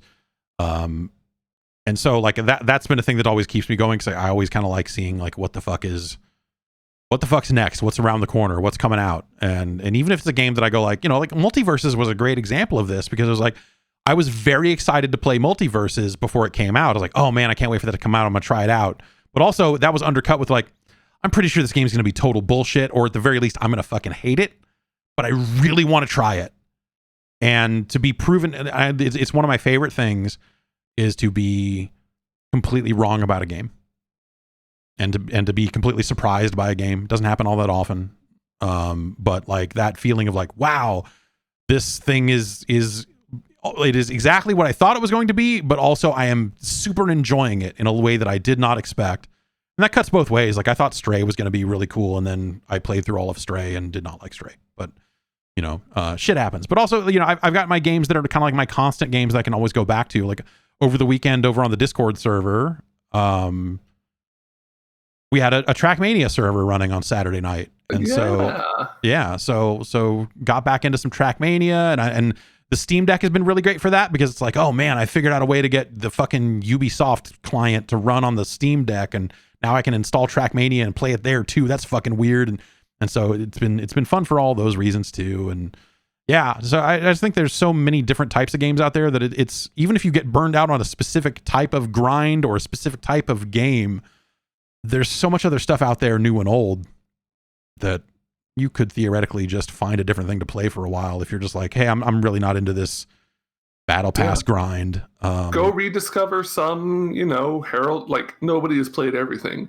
Go find some gap in your gaming backlog and give it an honest shot. Maybe you'll be like pleasantly surprised, like Jeff was talking about. Yeah, like I got into Dragon's Dogma recently, and I think I'm going to play through all of that on stream at some point. It'll take a while, but yeah, I got into fucking Dragon's Dogma, a game that like I bounced off of so fucking hard when it came out. You know, a decade of games that have learned from it or built around it, or, you know, done things in a different way. It now feels very refreshing in a way that maybe it didn't then.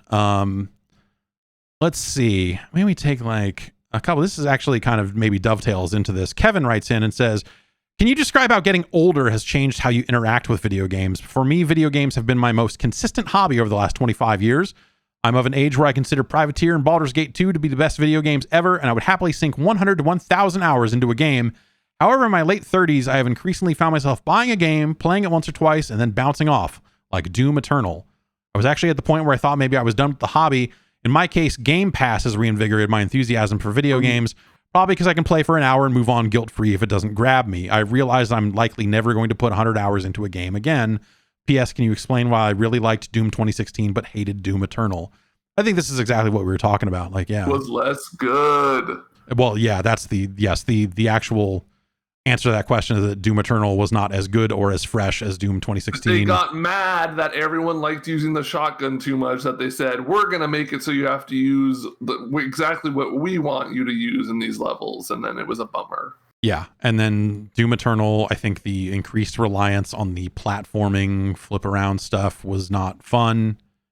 And I think this relates to the original question, because I think part of getting older and playing games is you have less time for bullshit.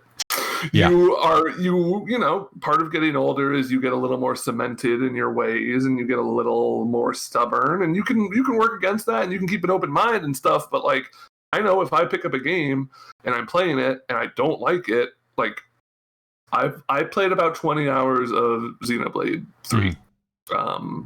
I was bedridden, and I was like, this sounds like a good kind of like game I can zone out and play. And I probably don't have all the systems, but I have a lot of the systems. I've gotten to the part where a lot of people say it gets good, and I just don't like it.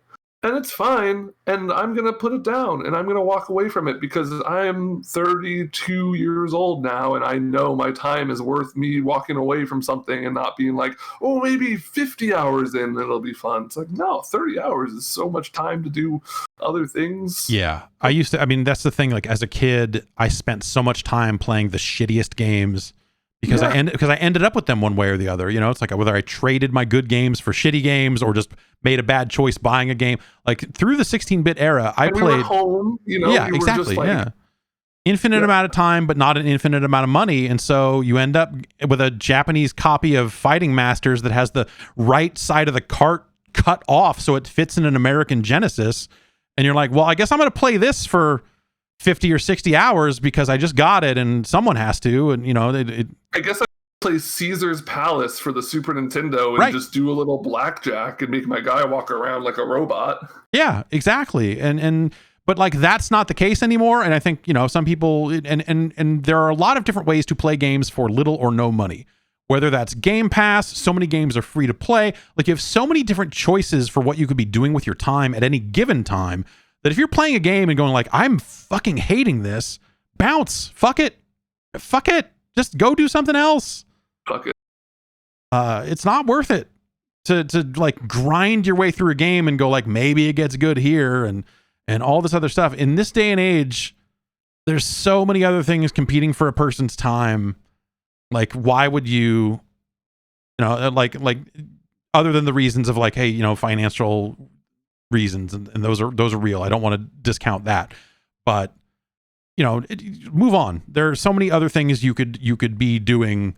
Again, with free to play games that you say like, I'm never going to put a dime into this game, but I'm going to play the shit out of it for 50, 60 hours, and then whatever, you know, I'll move on and go do something else.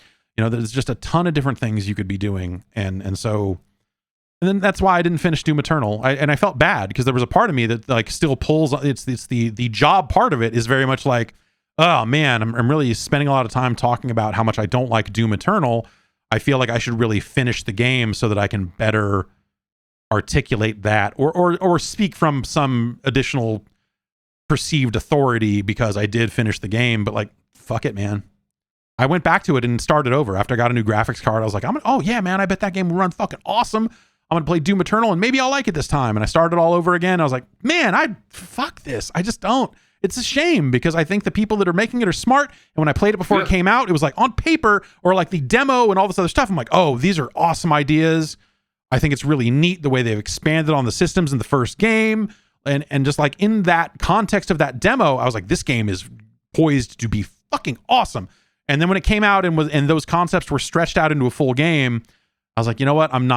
This like loop of chainsaw to flamethrower to this to that, you know, like that was not fun. Well, it's well made. Like it technically works. Yeah. The flow works when you're flowing, but I didn't like the flow. Yeah, exactly. Like whether I was doing well at it or bad at it, it didn't. The highs were not high enough, and so. Like at this point, I would probably rather go back and play the Doom 2016 all over again, to get back into that. So I should play that again. Yeah, that's that. Now that we're talking about it, what if I went back and played that Doom instead? That would be kind of awesome. I've been trying to find just like a casual shooter to play a little bit here and there, like something open worldy. I've been playing a bit of Watch Dogs 2, and I gotta say, like, it's not a bad game. Yeah, Watch Dogs 2. It's a very competent game, and it's cool. Like, it is far and away the best realized San Francisco I've ever seen in a video game, which is neat. Yeah. The story I thought was pretty good and fun in spots. Like, there are definitely some characters that were really shitty, but like, I think they pulled that off. Whereas, like, for as shitty as the initial reveal of that game was when they first started showing it, I think that game came together pretty well. That last Watch Dogs, what did they call? Was that just? Seemingly doesn't exist. Yeah, the London one. Like, nobody I know has hot takes about Watch Dogs 3. Yeah, yep, pretty much. That got done in by Brexit. Yeah, I mean, yeah, they got out Brexited by Brexit, or I don't know. Oh, Boris. Yeah, threw them a wrench. Exactly. Let's see here if I can find one more email. Ben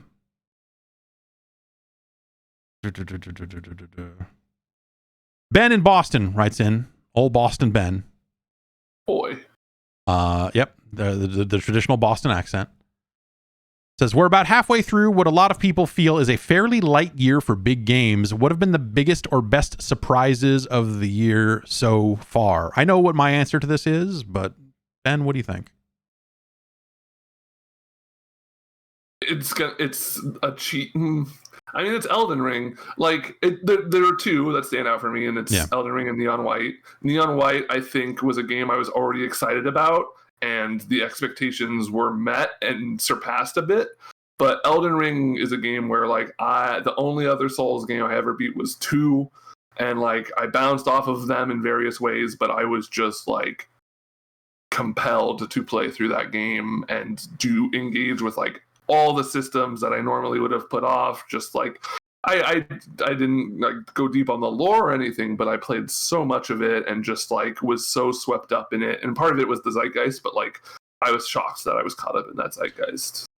Yeah, I started to get caught up in it, and then something else came out, and I can't remember what it is now, but another game came out that pulled me off of Elden Ring, and I never went back.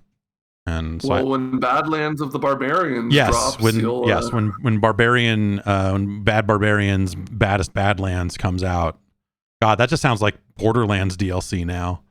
When that comes out, maybe that'll be the right time to get back into Elden Ring. But so what's yours? It's Tunic. Ooh, which is awesome and was an amazing surprise for a game that like every time we saw it. I mean, that game was in development for a very long time, and you got a sense for just like I played that at like E3 2018. Right. Yeah. And you're always like, oh, well, is this like a Zelda with a bit of a Souls twist? And you're like, oh, that could be cool. But like the actual nature of what that game actually is, when you really dig into it, is I think it's incredible. I think that is and actually now that I'm thinking about it, I think Tunic might have been the thing that came out that made me stop playing Elden Ring. I need to go back because that was the problem. Like I played it for 30 minutes and I was like, I cannot balance this and Elden Ring in my brain. Yeah, like definitely.